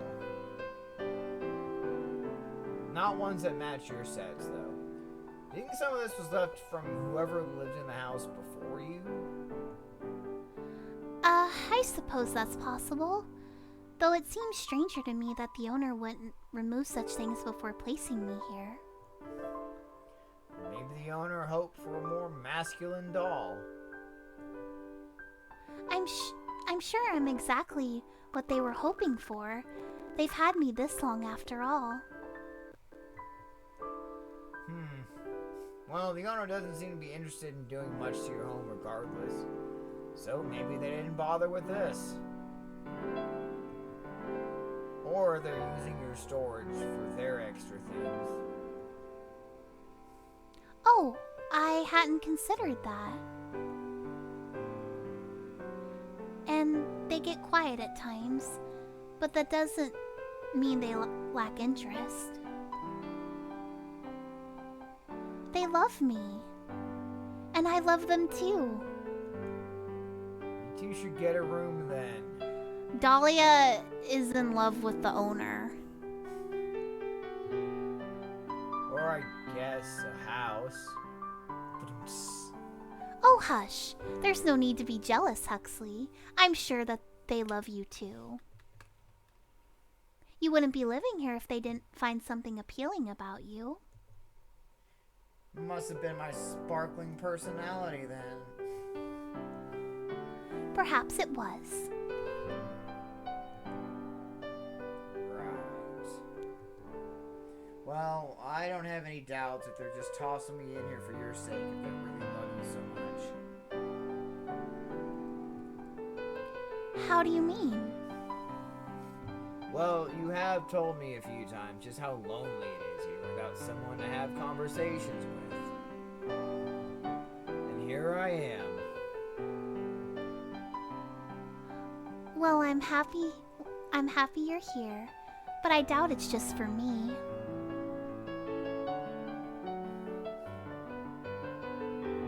Oh, no. Hold on. What's that? It's one of those spam bots. Oh. We are banning. Get banned. Is a spam bot? They come in, with those little things. Hey, cheap. They say they want you to buy to get view. They want you to like purchase views and shit, But it's a scam. Yeah. You're not gonna get them. But they try that on like small newer streamers because they're hoping someone's gonna be gullible enough to just pay for views, and they end up not gonna work on us.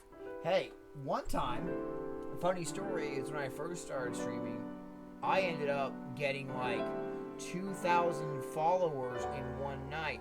All bots. It was just spamming it. Mm-mm. And then within like a month later, all of them gone. I was just shocked. I'm thinking, there's no way. Because all of it, and yeah, no, they were all BS. They were all deleted. It was crazy. I'm glad Twitch handled that because there was no way I'm going to go through and ban 2,000 accounts because I don't know if they're legit or not.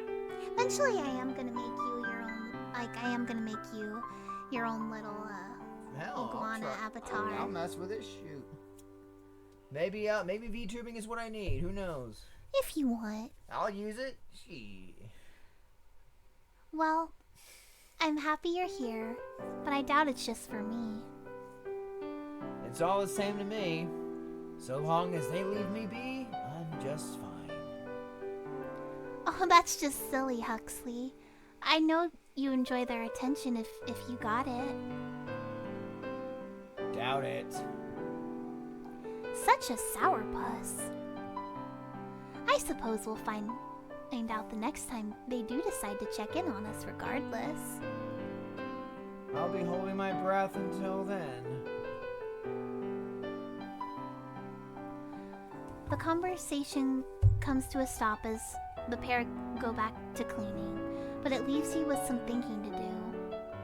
It has been a little time since you initially purchased the clown, so you've had a little time to get to know more about him. More so than you could have known taking him off the shelf. At this point... Okay, chat, so... I'm going to let everyone decide, so, whichever one we click is a different route. I think we can do this here.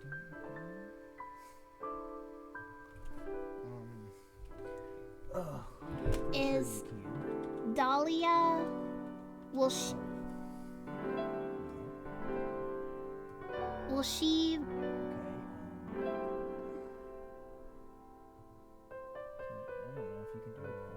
It's fine. Yeah, well, I know there's a way to...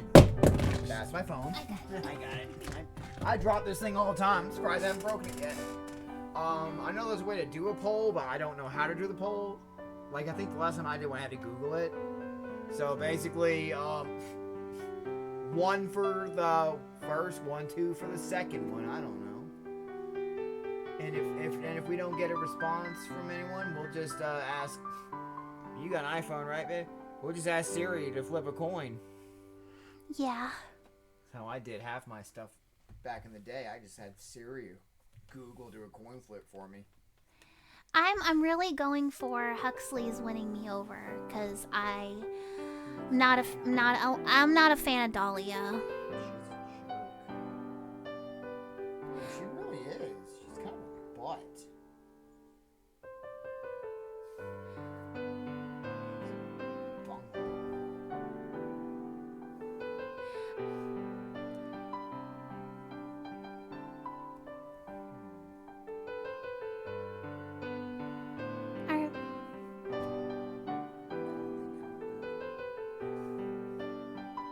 It's okay. You know what? Let's coin flip it. Let's just coin flip. Yeah, we'll do a coin flip.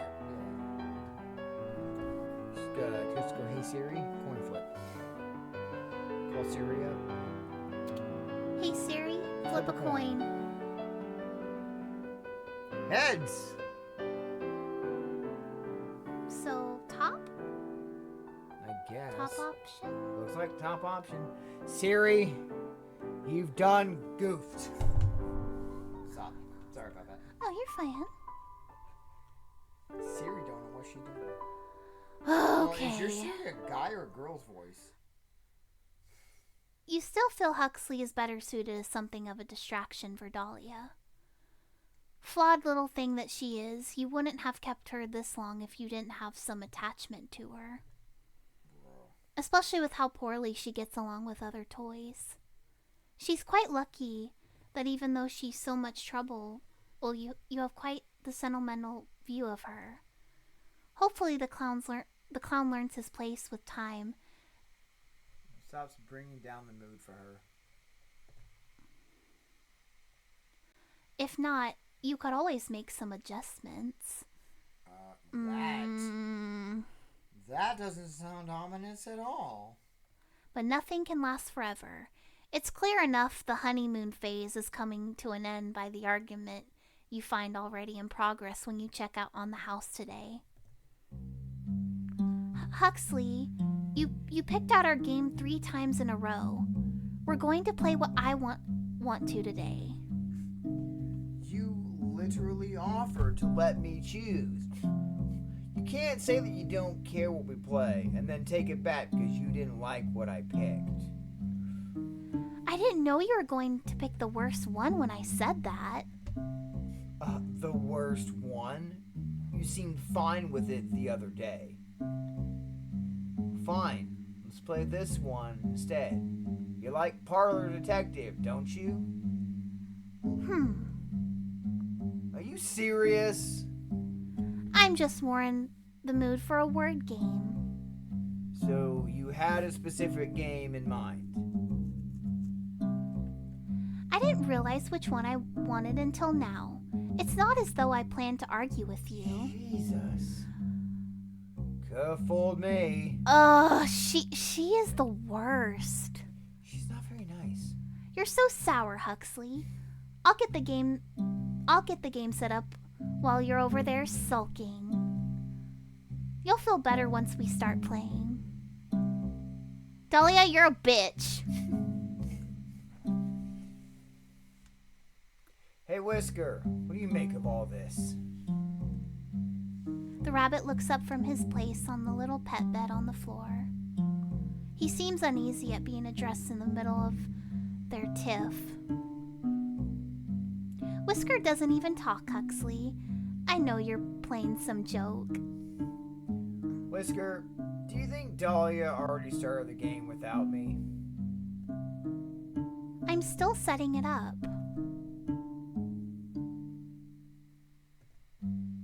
Because I'm starting to think we're playing charades. Or ESP tester. Maybe just mind games. Oh! Oh! Well, dang! I don't think expecting you to take me at my word requires you to be psychic. The only funny thing about this is how silly you're acting over some board games. You're the one who's making a big fuss over it. Yeah, maybe I'm not in the mood for your kind of game. So you're pitching a fit over not getting your way. Haha, that's rich. No, if you just said what you wanted from the beginning, I wouldn't care. Honestly, if you wanted to watch paint dry and you were serious about it, that'd be fine with me. But I'd rather drink paint than get jerked around. Jesus. Then enjoy the taste of your new Enjoy the taste of your new colors. I'm not in the mood to play anymore. Speaking of drinking things you shouldn't drink, did you know that you can drink lava one time in your entire life? What? You can. It'll be the last thing you ever drink, but you can drink it once. I mean, you shouldn't drink that or paint, but you know. What? Dahlia shoves the little letter tabs and the game board back into the box she had been removing them from. Playing a clown. Even Huxley looks a bit surprised at this reaction, but primarily he looks irritated. Hey, hun, this route's almost done. After this route, I'll save the game and we'll call it a night. Okay. Because you don't have work tomorrow, right? No, I do not. Okay. It's odd to see him so worked up. Though he has been more lively since Dahlia helped him get back on his feet, it's rare to see him feel so strongly about anything. The general state of ennui... Whatever that word means. Oh, the general state of ennui he carries himself with leaves little room for such emotional outbursts. I don't know what that word means, but I'm just gonna assume. Its ennui means boredom. Oh. Wow. And I learned that from Inside Out too. I haven't even seen that one yet. I've seen the first one. My kids loved it. We watched it all the time. I haven't seen the second one. Yeah, that's what ennui means. It means boredom. Oh. I'll be darned. Not beyond a sarcastic remark anyway. So seeing him like this, it's a little He was worrisome. mad. Once the game is put away, Dahlia moves to push him along toward the door, meeting resistance when she does. What are you doing? There goes Whisker just there went goes Whisker. We're not going to be playing anything. We're not going to be playing anything now. So I want some time to myself. Get out of my room. How mature of you, Miss Dahlia. Really befitting a lady of your caliber. Out. She just did a JoJo pose right there. The clown finally exits the room and she slams the door behind him. With him gone, she sighs and presses her back to the door. It takes her a few moments, but she gathers herself and straightens out her dress and then her hair. When she looks around and sees Whisker is no longer in the room either, she sits down on her bed and takes up her diary and pen from her dresser. I swear, I can't count on anyone to just be civil. She begins to write. You decide to leave her to her personal writing. Next morning, you decide to check in on the dollhouse to make sure things have cooled off from the day before. Dahlia is waiting in the kitchen, presumably for the other toys. She seems to be lost in thought. The distant look leaves her face when Huxley enters the room. You can tell by his expression he's wary of what she might say to him. Presumably they haven't spoken since their fight. It's probably good that you're here to watch them just in case. Good morning, Dahlia. His tone is flat. Cautious, perhaps. Good morning, Huxley. Dahlia's greeting is chipper, her tone sing-song, as though she doesn't even recall the fight before. The clown is caught off guard for a moment by this, but regains his composure. I was just waiting to make breakfast. I assume Whisker won't be joining us. But that's alright. I'll leave out some leftovers for him. What will we be having today? Leaving it to me to choose. Oh, sorry. I wasn't asking you. Bitch. You're not wrong.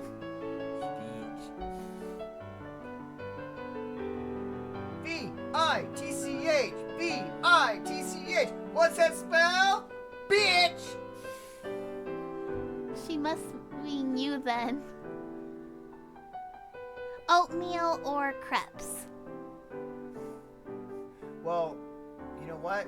Crepes are like pancakes, and you know what pancakes are a big deal in?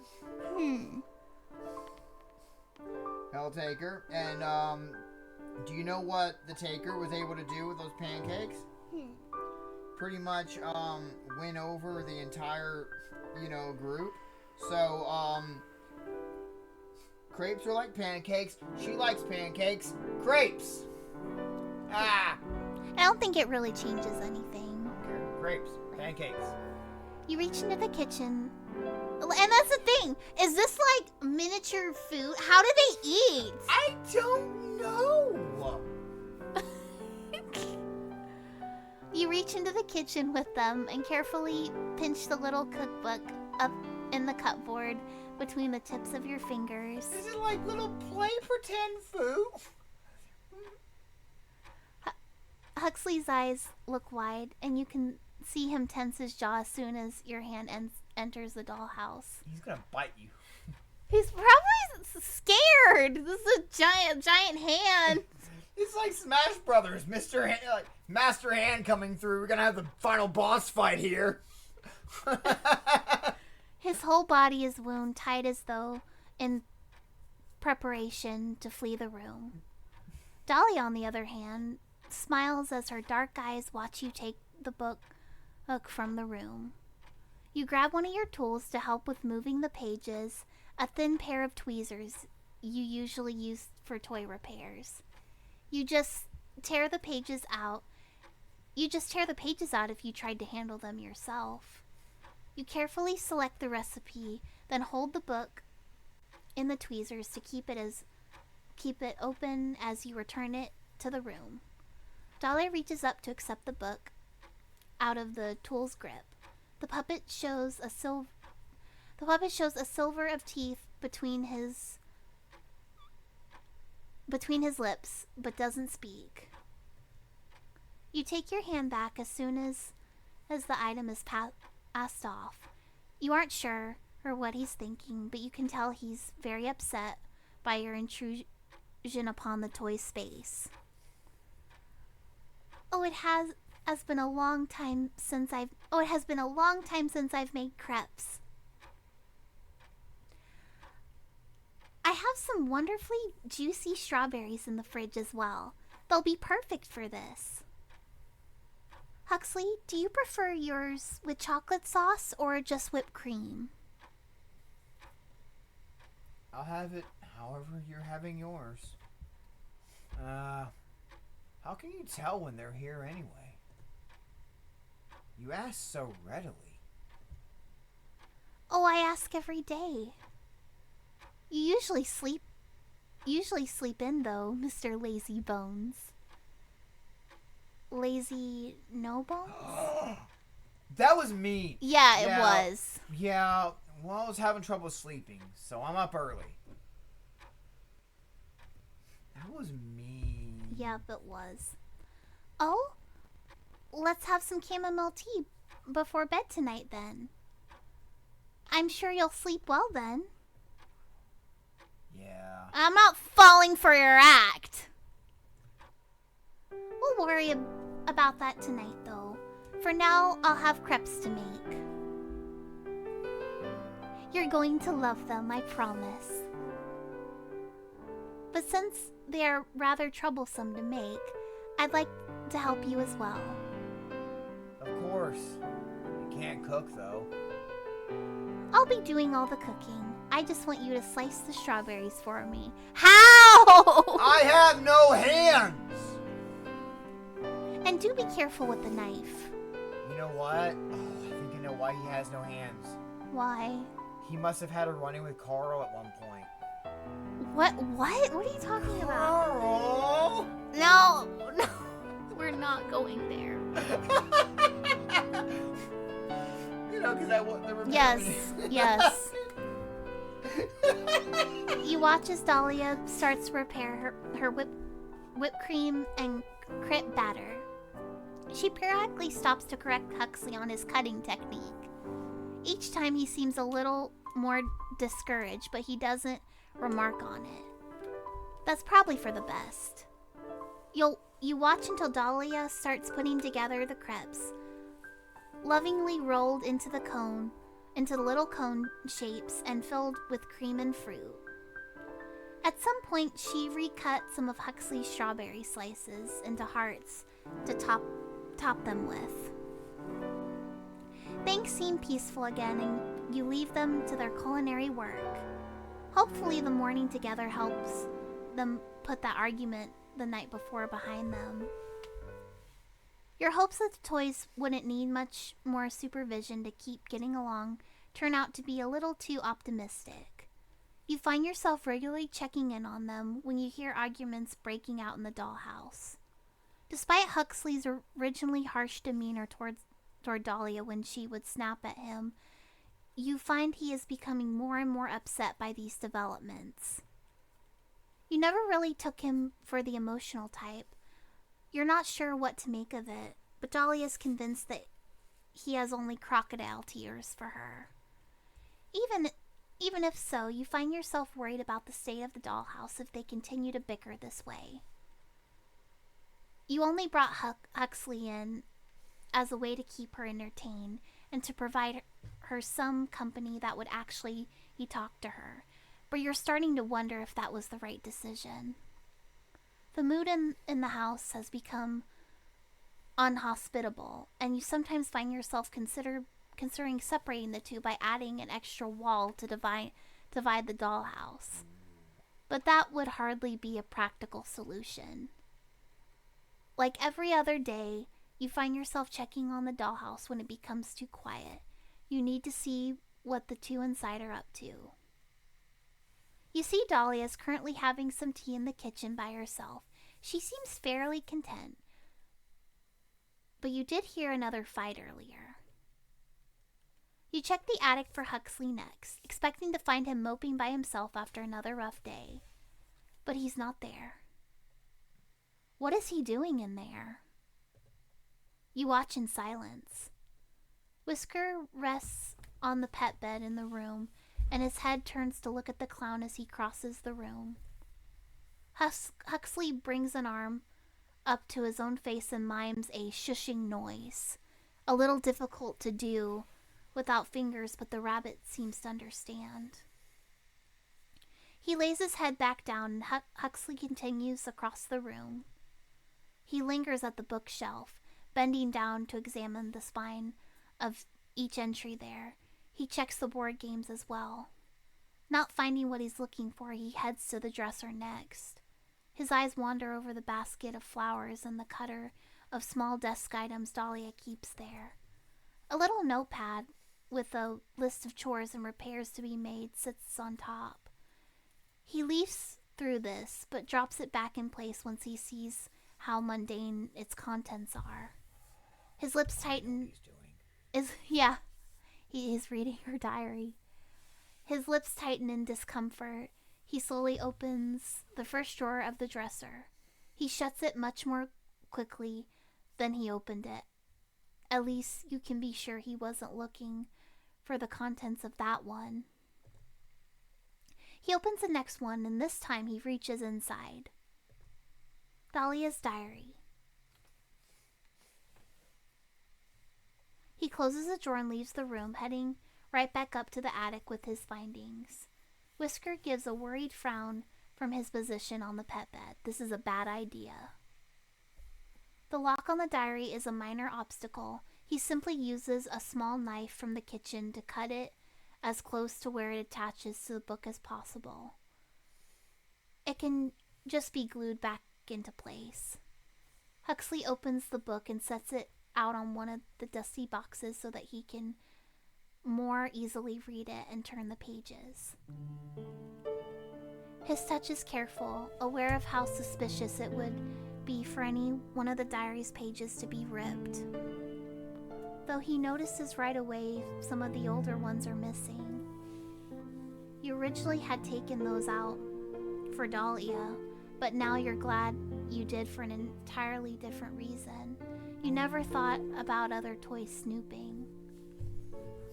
XXX 19XX, Dear Diary. I can't seem to find my old journal, so we'll be starting fresh. But it is a lovely day for such fresh starts. Rose finished another painting today for the foyer. The results are beautiful. She's such a talent with paint. I wish I could make anything. I wish that I could make anything half as lovely. I can at least say I provide something in return since I'm working on a new dress for her. I do hope that she likes it. I've asked for some flowers to put up some arrangements around the house. Since Rose paints so many flowers, I'm sure she would like some for her still lives as well. I'm not sure why I'm bothering though with how difficult she's been lately. It seems like she disagrees with me for just the sake of it, even on the littlest thing. I'm not going to say anything to her about it, but I wish that she would stop regardless. Jesus. Dear Diary, honestly, I think she's jealous of me. It's the only thing I can think of. Rose used to be so sweet, but now it's like walking on glass to be around her. Or is it eggshells? Either way, she needs to stop picking fights with me. Our owner is only excited by her because she's something new enough to still be a novelty. If she thinks that means she's better than me, her wooden head is as empty as it sounds when the wind blows through the house. Who? Wow, she's so mean. A crude drawing of a doll's head with wind blowing in one ear and out the other adorns the next page.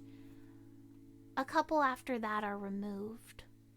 Dear Diary, I'm terribly lonely here. I think the owner sent Rose away due to my complaints. I haven't seen her in days, and they won't answer me as to her whereabouts. Or has it been weeks? I'm not sure anymore. I suppose it can't have been days since I'm having difficulty remembering exactly where we last spoke, even picturing her face. I wish she had left behind some self-portraits. I miss her dearly. Huxley frowns and skips ahead past many pages of mundane daily goings on around the empty house. They range from cheerfully recountings of craft projects to desperate letters to no one expounding on her loneliness. So, like... You had a friend. You complained and complained and complained and complained. The owner took her away. I'm lonely. Bruh. We know people like that. Oh God. A new home with new faces. I was able to bring a few things home with me, but it feels quite frightening all the same. Luckily, Lucille has been a very gracious host. She shares everything with me with an eagerness that tells me she has been as lonely as I have in these past years. Though I don't enjoy sleeping in the attic, it's rather airy up here. I feel terribly out of place. Maybe if I wish hard enough, I'll return to the home I know. Huxley eyes the old bed frame that now holds his own bed. He had just assumed Dahlia had always lived here and it was her home. This wasn't even her home. Yeah, she got put in a different house. Lucille is not what I thought she was. She's so cruel when she wants to be. Today we sat on the roof together to see the stars. She pushed me. The owner doesn't believe me. They replaced the arm that was damaged, but my face can't quite be restored. My eye. I feel so broken beyond that though. Perhaps I'm just very unlucky, but nothing ever quite works out in my favor. If I can convince the owner of what Lucille did, perhaps they'd actually do something. But until then, I think I'll just be avoiding her, lest I say something that would further prevent any sort of peaceful resolution. Damn. Dear Diary, we're in the 2000 before, or no, we're just now in the... when the first time with the new house, it was. Oh. She deserved it. They wouldn't have done that if she didn't. Done what? The puppet stares at the pages, chewing his lip and looking deep in thought. He leaves through the next quiet stage of Dahlia's life until he finds another name. 2001X. Dear Diary. Yo, that's almost... After so long, the owner has gifted me new friends. Theodore and Whisker are a delightful little pair. I would never say so to them, but I'm a little disappointed that the owner didn't think to bring me a doll like myself. But Theodore is still a kindly gentleman, even though he is rather fuzzy. And Whisker knows so many tricks. Such an agile little thing. I'm sure we're going to get along grandly. The section seems to be missing the most pages.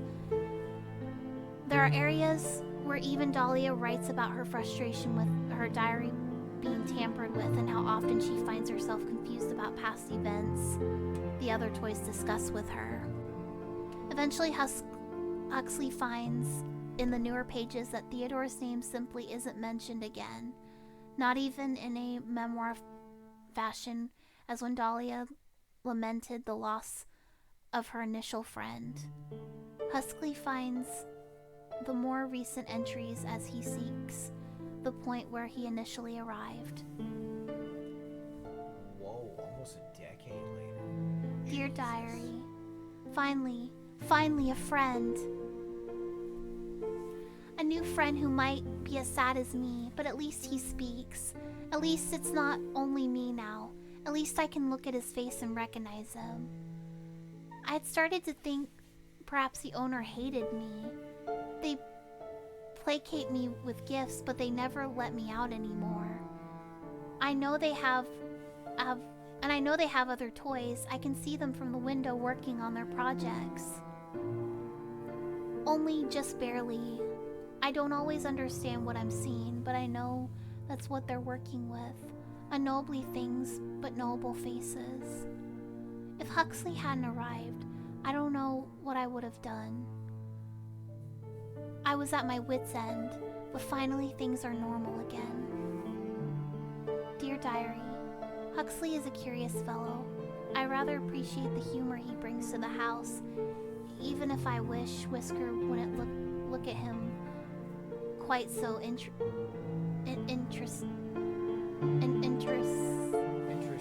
interestedly. Whisker ignores me when he can. But I'm happy to share my books and my time with Huxley. I don't know if he understands our situation quite the same way that I do, but he likely already knows that there won't be more toys added to this home after him. Unless one of us were to be replaced, of course. But I wouldn't let that happen. Jesus. Wouldn't let either of us be replaced? Or wouldn't let herself be replaced? The rest of this is just about things we've done together. Though she does kind of talk about me like she thinks I'm stupid or something.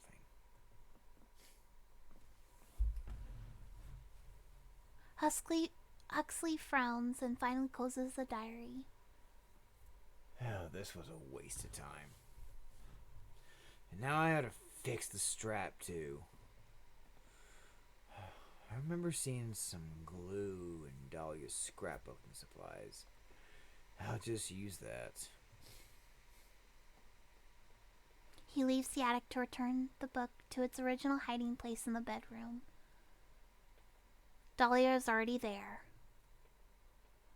Why are you acting like that, Whisker? You funny little bunny. You never tried to play with my things before. Now give me my hairbrush back. Come, come. Huh? Hi.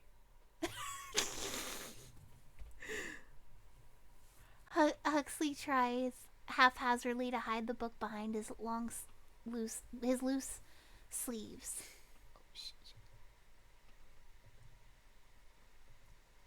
Oh. Hey, Dahlia. Hello, Huxley. Did you need something? No, it was just... It was really quiet up in the attic.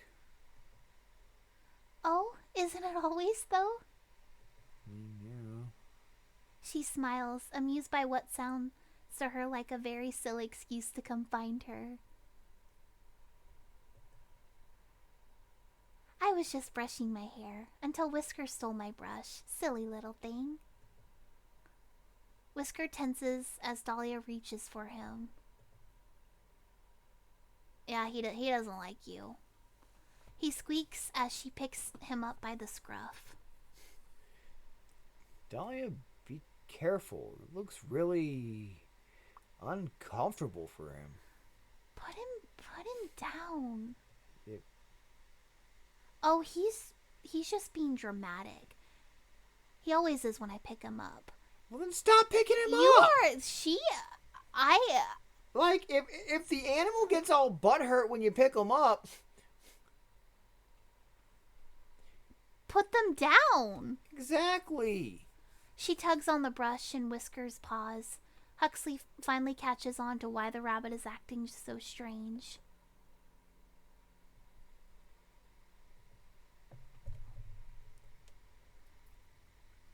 He tries to inch closer to the dresser while Dahlia is occupied with Whisker. The book slides right out of his grip and onto the floor when he tries to lean over toward the dresser. You just dropped the rabbit! Dahlia drops Whisker, her eyes trailing right down to where her diary lies on the floor. She looks stunned. You dropped Whisker! But only for a moment. What are you doing?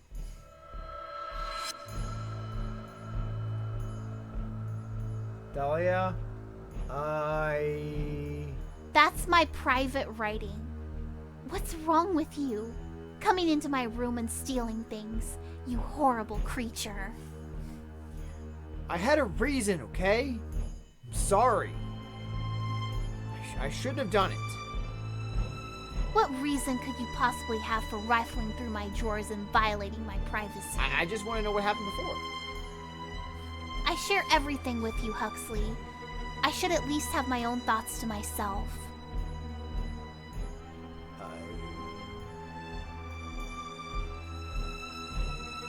I wanted to know what was going on in your head. You've been getting real mean with me lately. So I thought I'd just see what I was doing wrong. If it was me or you. Or if I was doing something that was upsetting you. I should have just talked to you about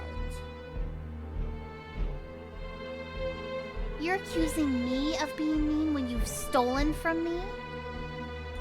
And just how have I mistreated you, Huxley?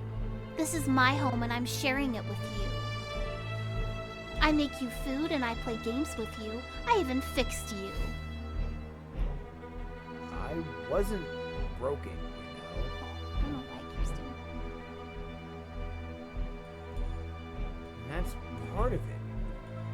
You do things for me, but then you act like I owe you. Like you're counting how many favors you've given me to turn in later. Plus, you get so angry about everything if it doesn't go your way. I don't want to feel like I have to watch every little thing I say, or you'll get upset. You have an awful attitude, Huxley.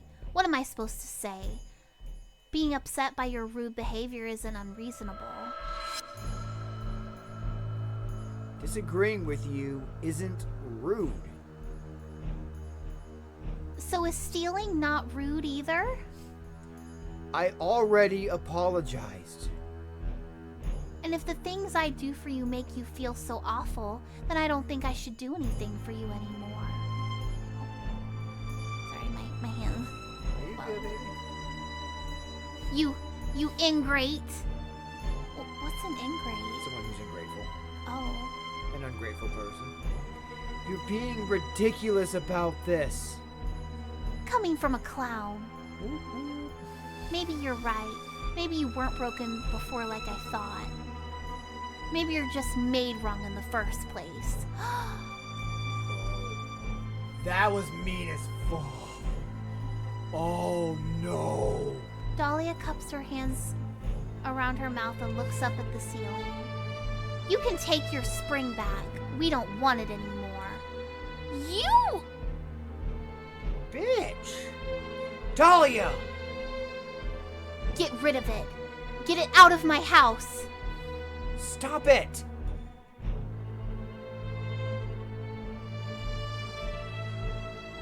Huxley shoves Dahlia backwards, causing her to stumble.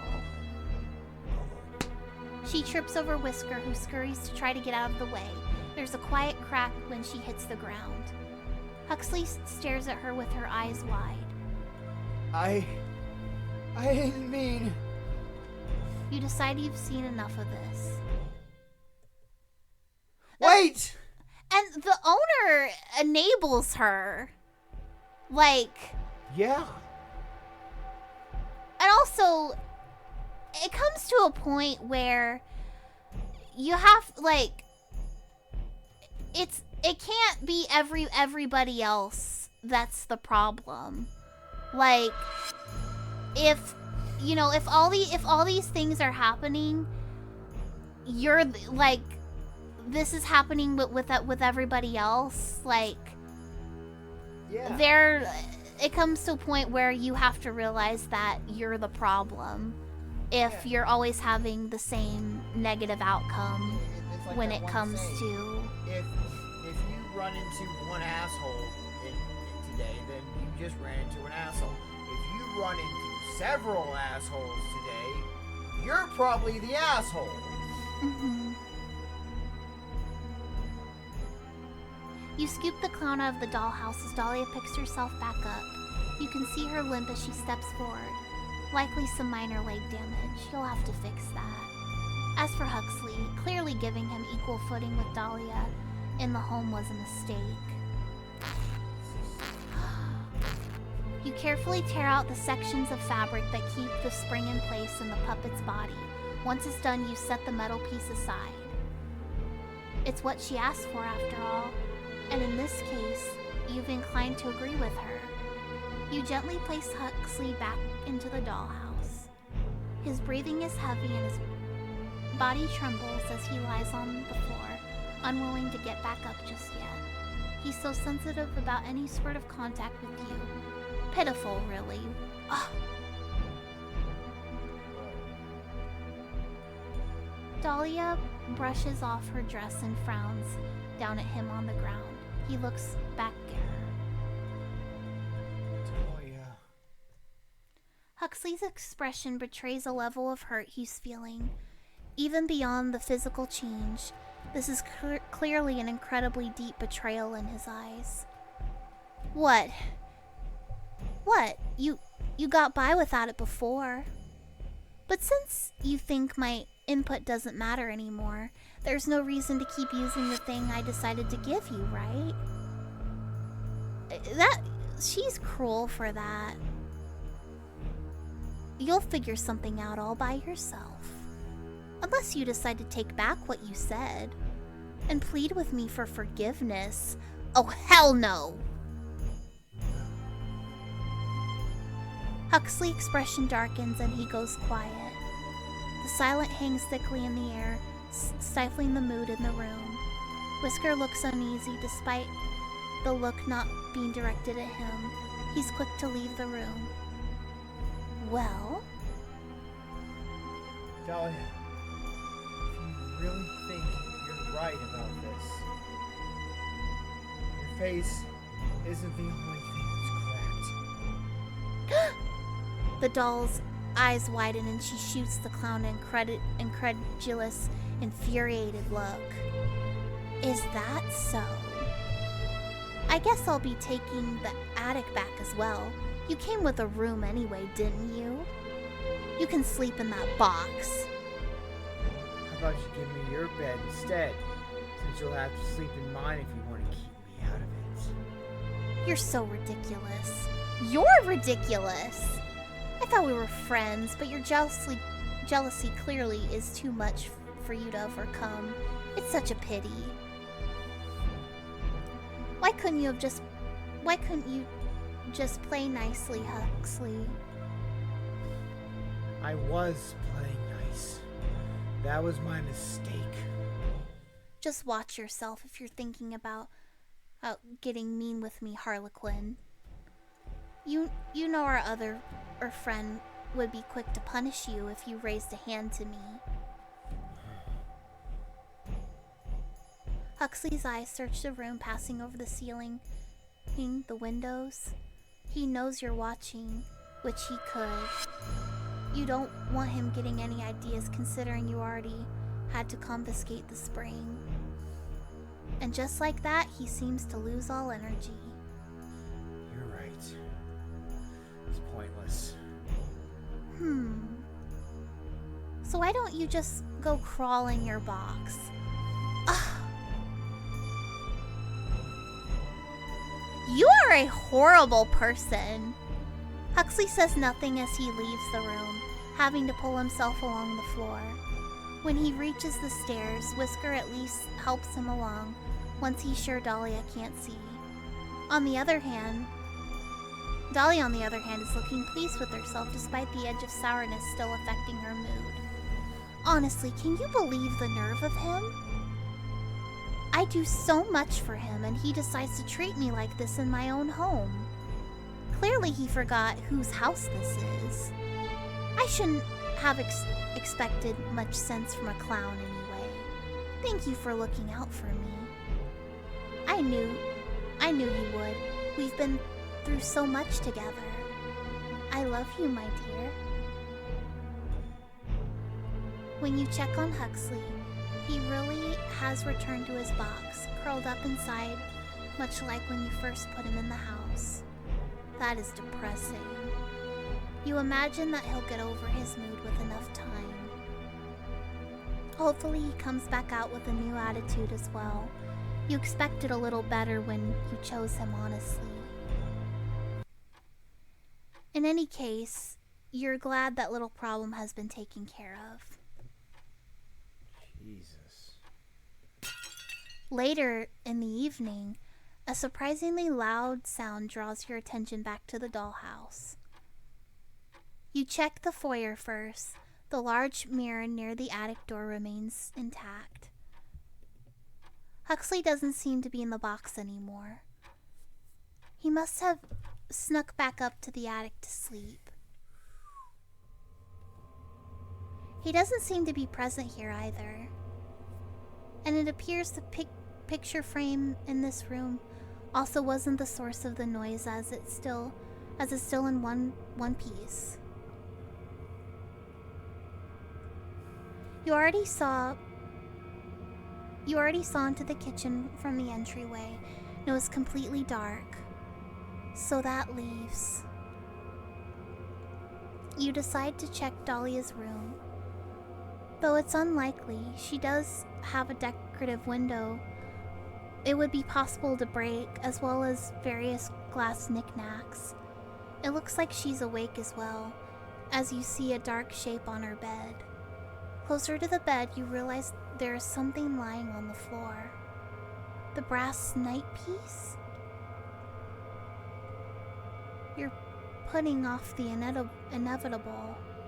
You finally move the curtains on Dahlia's bed to look in on her. Holy shit. Ah, you're here already. He smashed her. Kind of expected to see you in the morning. Whoopsie. I guess this is a little awkward for you, isn't it? You look at Dahlia's remains on the bed. One of her glass eyes rests on the comforter. You painstakingly replicated her original one after she was first damaged. Now there isn't even a face to house it. She's only porcelain, but somehow the side of her head completely disfigured like this still feels horribly cruel. You're probably still looking at her, right? You spoiled her, you know. It's pretty awful of you to put me in this position. Maybe worse for her. I can't imagine someone gets to be in her position without being enabled in some ways. Maybe that's why she couldn't get along with anyone before me. But hey, you have a new favorite now, right? Oh God. Even if you hate me, I'm the only one now. Or do you only like pretty little dolls? Oh, I didn't do anything to Whisker. I haven't seen him since I got the chess piece from the attic. What do you care anyway? If you liked him, you wouldn't have let Dahlia treat him like a pet. Doesn't matter now. I hope he got out. You're probably gonna break me now anyway, right? Better he doesn't have to see that. Or see her. Oh shit. I'm gonna keep him. Oh, this is new art. They updated it. You gently lift Huxley out of the dollhouse. It is well and truly tempting to pick the puppet up and pop his little sculpted head right off his shoulders. But what would be the point of that? You'd have nothing left, just an empty dollhouse. You're not sure how you managed to lose control of the situation so quickly. You were only away for a little while. You shouldn't have to watch the house for every second of every day and night to avoid these kinds of disasters. You could never stop it when it happened with Dahlia. Of course you couldn't stop it when it happened to her either. In the end, maybe it is on you for not maintaining a better balance in the household. You can't be sure. You leave the dollhouse alone for now. You may come back to check on Huxley and start the arduous task of attempting to build a connection with him. It shouldn't be impossible, even if he is the difficult type. Dahlia was the difficult type too. It took a lot of work to get her to do as you wanted and involved a lot of compromising. Maybe too much compromising. If you hope to ever introduce new toys to the dollhouse again, you'll have to hope you've learned from your mistakes with her. The clown caught you off guard this time, but you'll soon be in control once more. Ending 1B, your new favorite.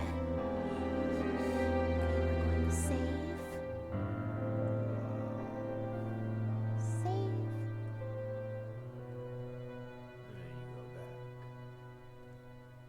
Holy shit. There's a couple different endings this time. It's like, so you get to have the one where you pick her, or you basically break him. That's ending 1A. And then, of course, there's going to be ending 2A, ending 2B. Holy crap. Okay, everyone. Wow. Thank you for coming to the stream.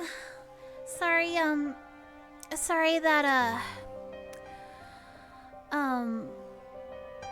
We had a couple issues with the mic. I'm glad we fixed that. yeah. Thanks for letting us know. I'm Sorry, sitting here it's- with the stream on my phone with my headphones in and hearing it the whole time, and it didn't even register. Hey, maybe we have a problem. But no, I'm so sorry it's late, and I didn't realize how late it was. I'm sorry. That was a 2-hour stream, easy. That's what happens when you're having fun, though. What? Did you have fun? Thanks for letting me voice the clown. It was fun. I had fun. I'm glad you had fun too. But no, I'm sorry. The SweetNoDeath ended early, but I mean, that's not really a long game. So. yeah, but I'll be playing another one of Arcade Kitten's games soon, so stay tuned for that.